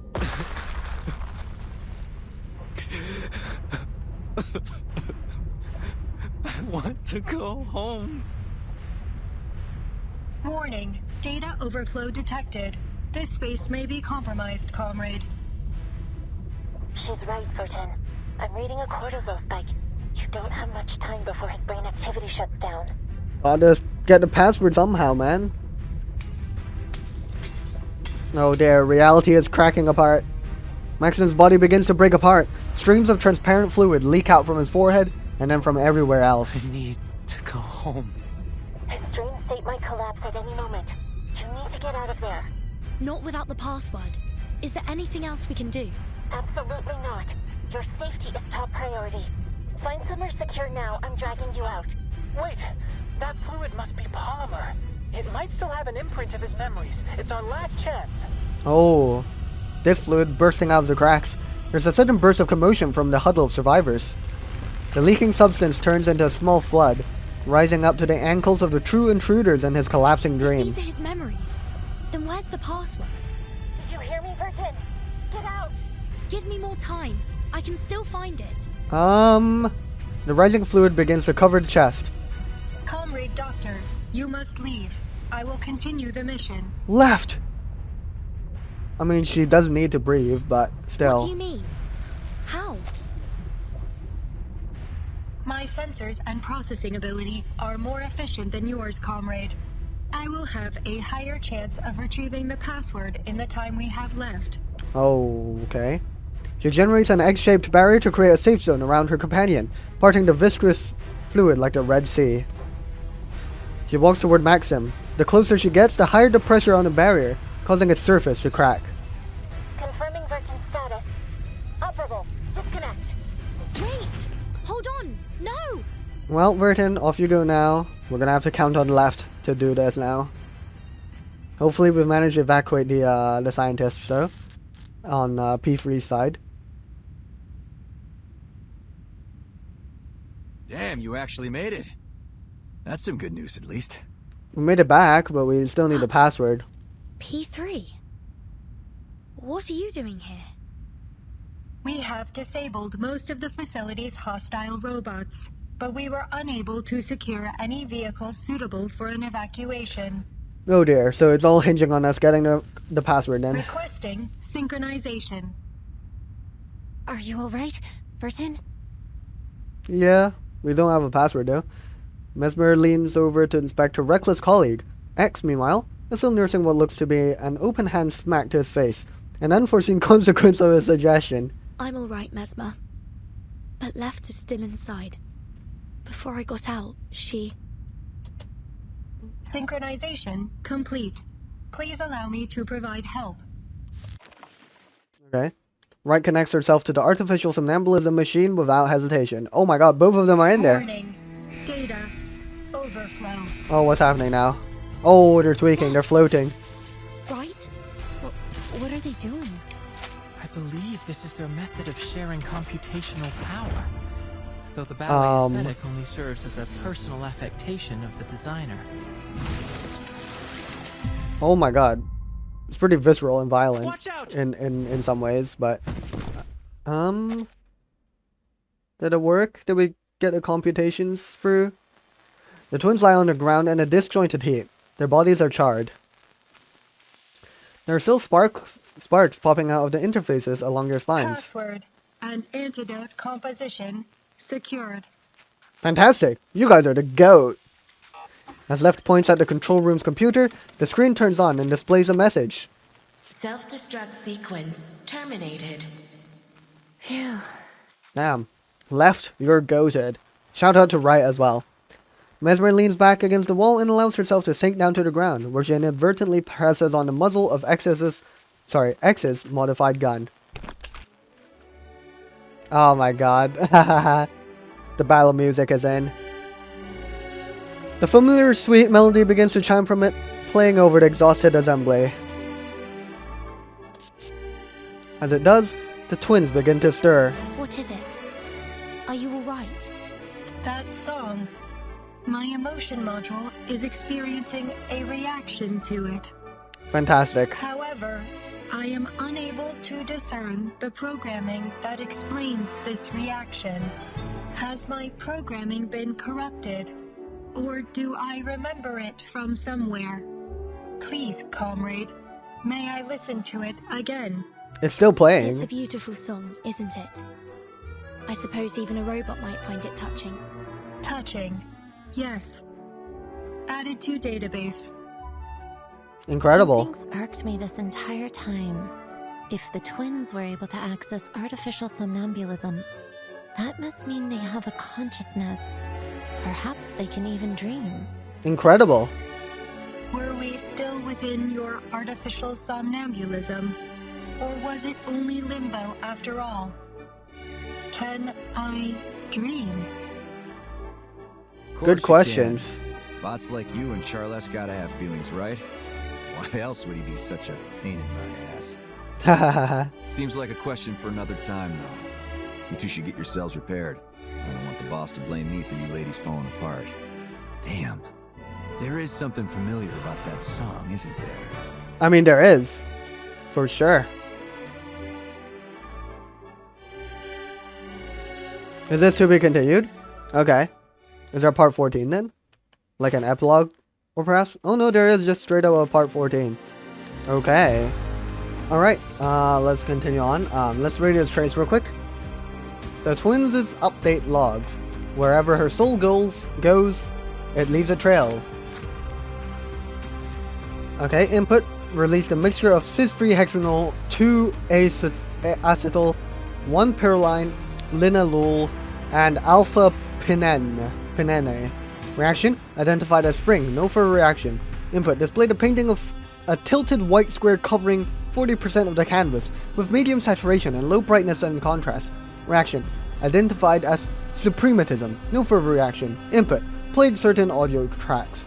Reaction. When the Nutcracker was played, heads lifted slightly before returning to original posture. Conclusion. No abnormalities. Mental fluctuation within standard range. Okay. So these are like them updating their databases, I assume. Alright, let's press on to part 14. Goodbye. Kelame. I don't know. Chalamet, I guess would be how you would say it. Chalamet. Yeah, something like that. In the Chalamet complex. As the launch day of Collective 2.0 nears, Chalamet is decked out in festive decorations, and the people pour into streets to celebrate. Okay, so Collective 2.0 is safely going to release. That's cool. The young visitors step out of the hospital after having been checked over and looked out over the festivities. Have all the survivors recovered? Yeah, seems like the government is still reeling from the diplomatic fracas, and they've locked down the exhibition hall. But the worst of it is over. Fantastic. No news about the twins, though. I hope they're all right.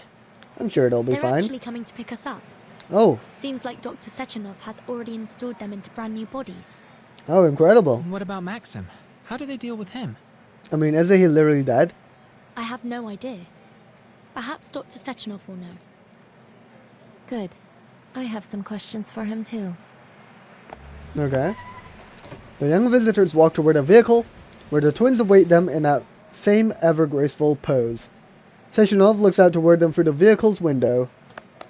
If it isn't our young scientists, what a pleasure to get a chance to see you once again. If only I had time to sit and chat. It's good to see you as well, Dr. Sechenov. I am dreadfully sorry to have dragged you into all this, comrades. Yet I must commend you on your heroic efforts during this crisis. You saved many lives, and for that I am grateful. Would you allow me the honor of shaking your hands? Sure. Sechenov shakes hands with each of them, his palm warm and firm, showing genuine care for the young visitors. I've been wondering how I might reward you for all you've done. I don't suppose you would be interested in studying here in the Soviet Union? I would be more than happy to organize some scholarships and accommodations. Sorry, man, we gotta go back to our world. You'll have promising careers in the Collective 2.0 project after you graduate. A bright, limitless future awaits. Bro snuck in like a slogan. Of course, we're extremely grateful for the offer. Unfortunately, we have to return to our home soon. The visitors pause and look at each other. Dr. Sechenov, I must be frank. We're deeply concerned about the safety of Collective 2.0 after these events. Are you really going to proceed with the launch? The academician, my god, I didn't even know such a word existed, thinks for a moment before he answers. Naturally, this Maxim incident has forced us to look deeply into the security of the network. There are no words to express my regret in not anticipating these possible security issues earlier. But we've analyzed the risks thoroughly. My colleagues are already hard at work closing the system back doors that were used, and we've built in an early warning system to detect similar attempts in the future. Okay. I can't say I'm entirely convinced, but... I'm entirely confident that these measures will allow Collective 2.0 to launch without any further risk. But we cannot step back from the march of progress. The potential benefits to our people and our nation's development demand we press onwards. I guess so. Apparently, the incident has not shaken Sechenov's confidence in his invention. The march of progress. I admit, it will be a revolutionary paradigm shift, if it works. X, there's no way you're still wearing that thing. Could you please take it off, man? If hangs in the air like a lit fuse, said with all the confidence that one might change the Earth's rotation. Of course it will. We stand on the threshold of a perfect society. the goal of my life's work, and that of every Soviet scientist. Okay. Good luck on that then, buddy. His answer makes it clear he has no intention of justifying himself further. One more thing, Dr. Sechenov. It's about Maxim. Sechenov sighs. Maybe it's about his password, you know? Maybe his password could be Sechenov or something. His body has been taken care of. As for the loose ends, we're still discussing the matter internally. I hope to find a resolution that satisfies everyone. Alright. I wonder if we'll learn about his password, though. The question remains how he accomplished this attack. Someone must have backed his play for their own purposes. And I suspect I know who. Oh, is he suspecting that his enemy, because he had like a nemesis, right? Who we also briefly met, I believe, who showed up to his like speech thing. I forgot his name, but there definitely was a guy who was like openly opposed to the Collective 1.0, I believe, back then. Molotov and I have always had differences. Yeah, it's Molotov. Oh, my apologies. It's nothing to trouble you with. Please enjoy the celebration. You must excuse me for not accompanying you further, but I'm sure you understand I have a busy schedule ahead. Yeah, sure. We appreciate your hospitality. Goodbye, Dr. Sechenov. Goodbye. Goodbye, young scientists. I look forward to hearing about your future achievements. You will never hear them. Off you go. The vehicle drives away to avoid being completely surrounded. The trio is forced to dodge into an alley to get away from the frantic crowd. Hey! Over here. Yo, P3. Hello? What's good? P3's voice booms from the riverside, where a Drufa drone is serving him a glass of soda. This celebration's not too shabby, honestly. You kids want to have some fun before you head out? Yeah, let's have some fun, he says as he wields his rifle. That's kind of funny. A Drufa drone stops in front of the young visitors. 3 sodas, please. Nice. If I've got the memo right, the boss is going to give a big speech before the launch. Another formation consisting of young people marches beneath them in unison, their faces serious. What's that formation? Let me see.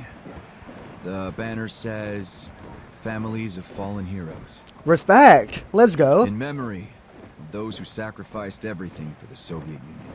Okay, so Maxim has had some impact on the world after all. Good stuff, man.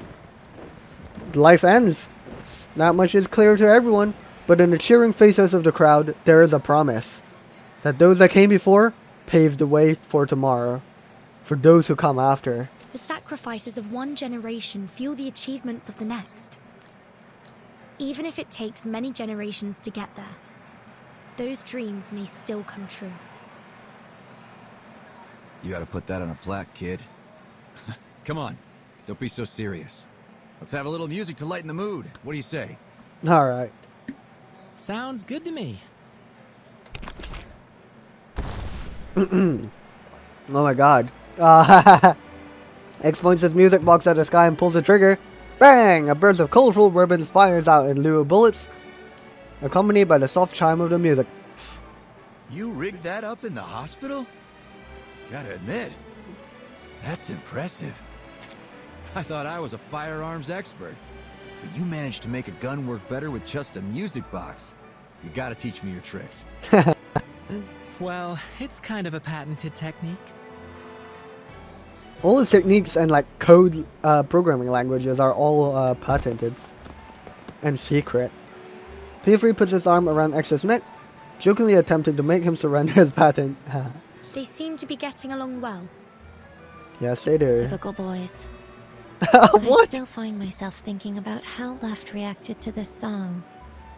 I wonder what it means to her. It's a real beauty. Kind of song you might play before you propose to a girl. He gives up on squeezing the secret out of X, clearly interested in the topic of the song. Interesting proposal. That would be Waltz of the Flowers, Major. Is it actually? Yeah. Figures it'd be something like that. Can't shake the feeling I've heard it somewhere. No clue where, though. It is a popular song. I wouldn't be surprised if you had heard it before. Yeah, it is a popular song. It's more than that. It's sticking to me. Like it meant something to me before I lost my memory. You lost your memories? How interesting. And then Left also had an interesting reaction to the song. Could it be that Left had a previous human consciousness and was put into Left's body? I'm probably reaching here. Maybe I really did propose to someone with that song. I can only imagine they chose the song then. Yo, that's shade on his music taste. No? While P3 falls into a distracted conversation with Charles, X manages to escape from his grasp and sneak back to his friends. I think our experiment is coming to an end. Indeed it is. Yeah! As a gun salute sounds, countless balloons fly into the sky, and a great cheer goes up from the crowd. Mama, that's my balloon. Which one? I don't know which one, but where are they going? They're going up into the sky. Ooh, to the future. Have you decided on a souvenir for Madame Lucy? That is true, we do need something for her. Well... We could give her the gun with the music box. To be continued. It goes on and on. Part 15 as well. Oh my god. There's so many parts to this. Let's read these phrases. What happened and disappeared in history. Part of a control room. We've got 3 exhibits. Tripper chain, metal watch, and service pistol. No signs of a struggle. Indicates they belong to Maxim. He committed suicide. Death confirmed. Yada yada yada. Post-mortem report is empty. Polymer analysis empty. Authorized by the Politburo. Interesting.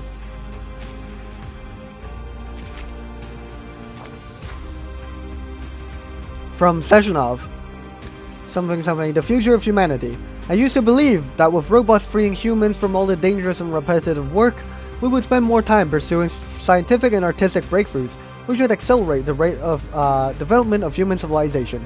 But I overlooked the fact that most humans are born sinners. Their greed and sloth are magnified by technology, hindering our advancement to a better world. Therefore, we must start a new project to change this situation, excise the negative aspects of human nature, and bring true freedom to the world. Spoken like a true dystopian villain, Sezhnov. Good stuff. Alright. Part 15. Oh, this is the epilogue. The nature of being.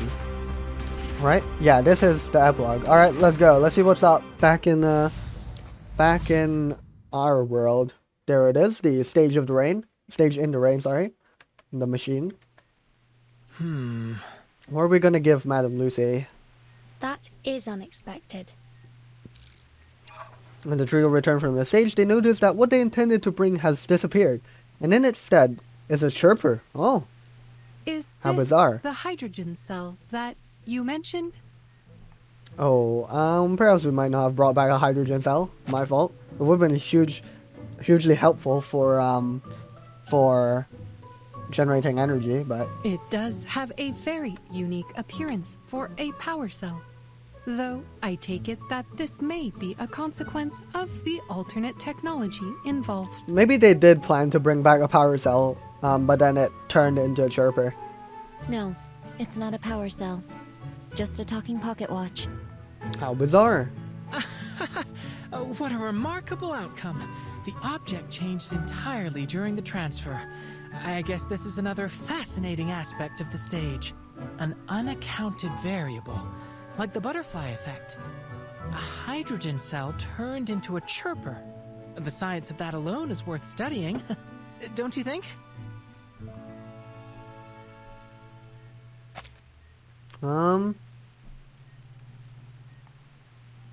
X is playing this really weirdly, so I don't know if we actually brought back a hydrogen cell or we actually brought back a chirper and we're bluffing that we brought back a hydrogen cell that turned into a chirper. Indeed. I am immediately curious what effect the stage might have on my own body if I attempted to travel through it.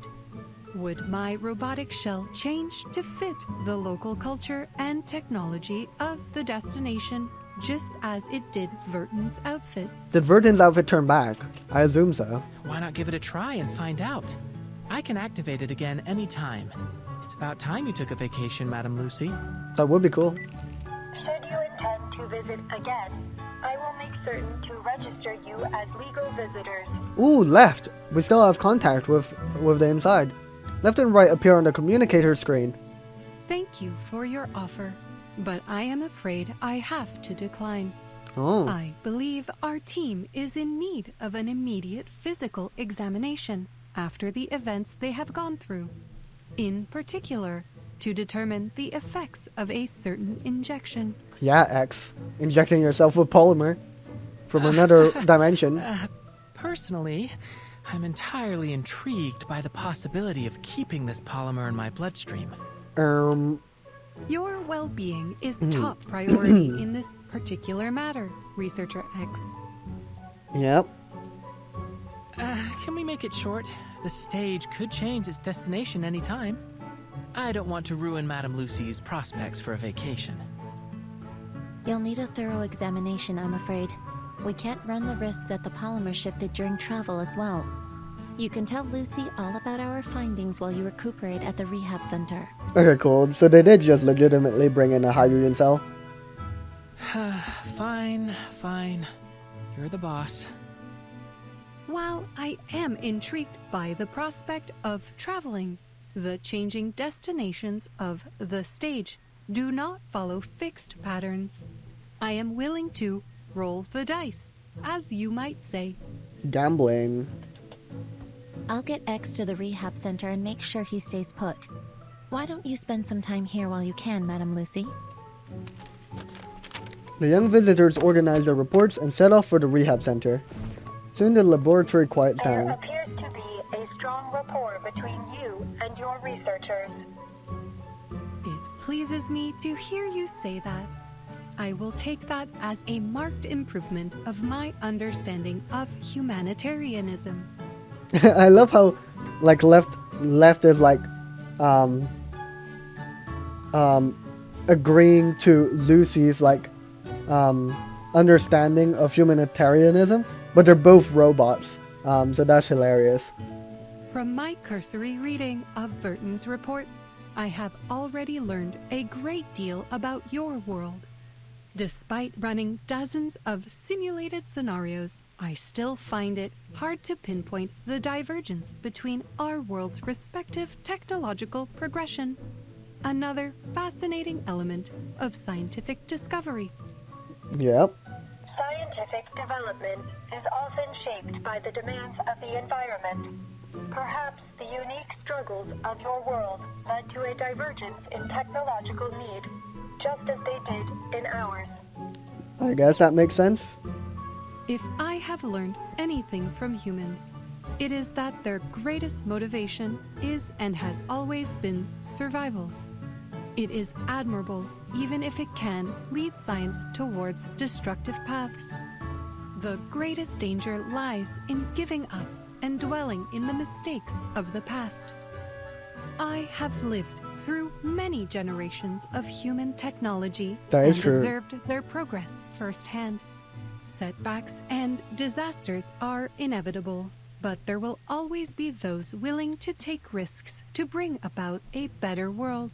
Like you, Madam Lucy. That's what you did to help us during Chapter 7. Innovation is a process that feels in many ways like laying track before a speeding train. Too often, we only see the hazards ahead when it is too late to change course. But as long as humanity survives, they will learn from those harsh lessons and overcome. Analysis. Your theory of human progress bears a strong resemblance to the process of natural selection. Perhaps so. But the random dictates of genetic mutation are a much slower process. I have seen human innovation leapfrog eons of natural development within a single generation. I am excited to see where they will go next. Let's see where they go next. Lucy removes her human mask, revealing her expressionless metallic face beneath, yet the red light pulses, pondering the future. In that moment, standing on a bridge between two worlds, two forms of inorganic life discuss the very nature of being. Very nice. Glad to see Lucy interact with left and right. Very cool stuff. Alright, and that's the end. There we go. Well, that was very nice. We learned about the world of Atomic Heart in some ways. I mean, Sechenov definitely still shaping up to be an absolutely scary and terrifying villain, to be honest. Especially that trace after like part 14 or part 13 saying that he wants to like excise the negative traits or whatever in like humans. That's bad. Don't do that, Sechenov. But yeah, at least we get like a remembrance march. I guess maybe spurred on by Maxim, so that was nice. But yeah, it does suck for Maxim's situation. It makes sense why it does. Oh, what's this? Okay, cool. Please don't make me do this right now.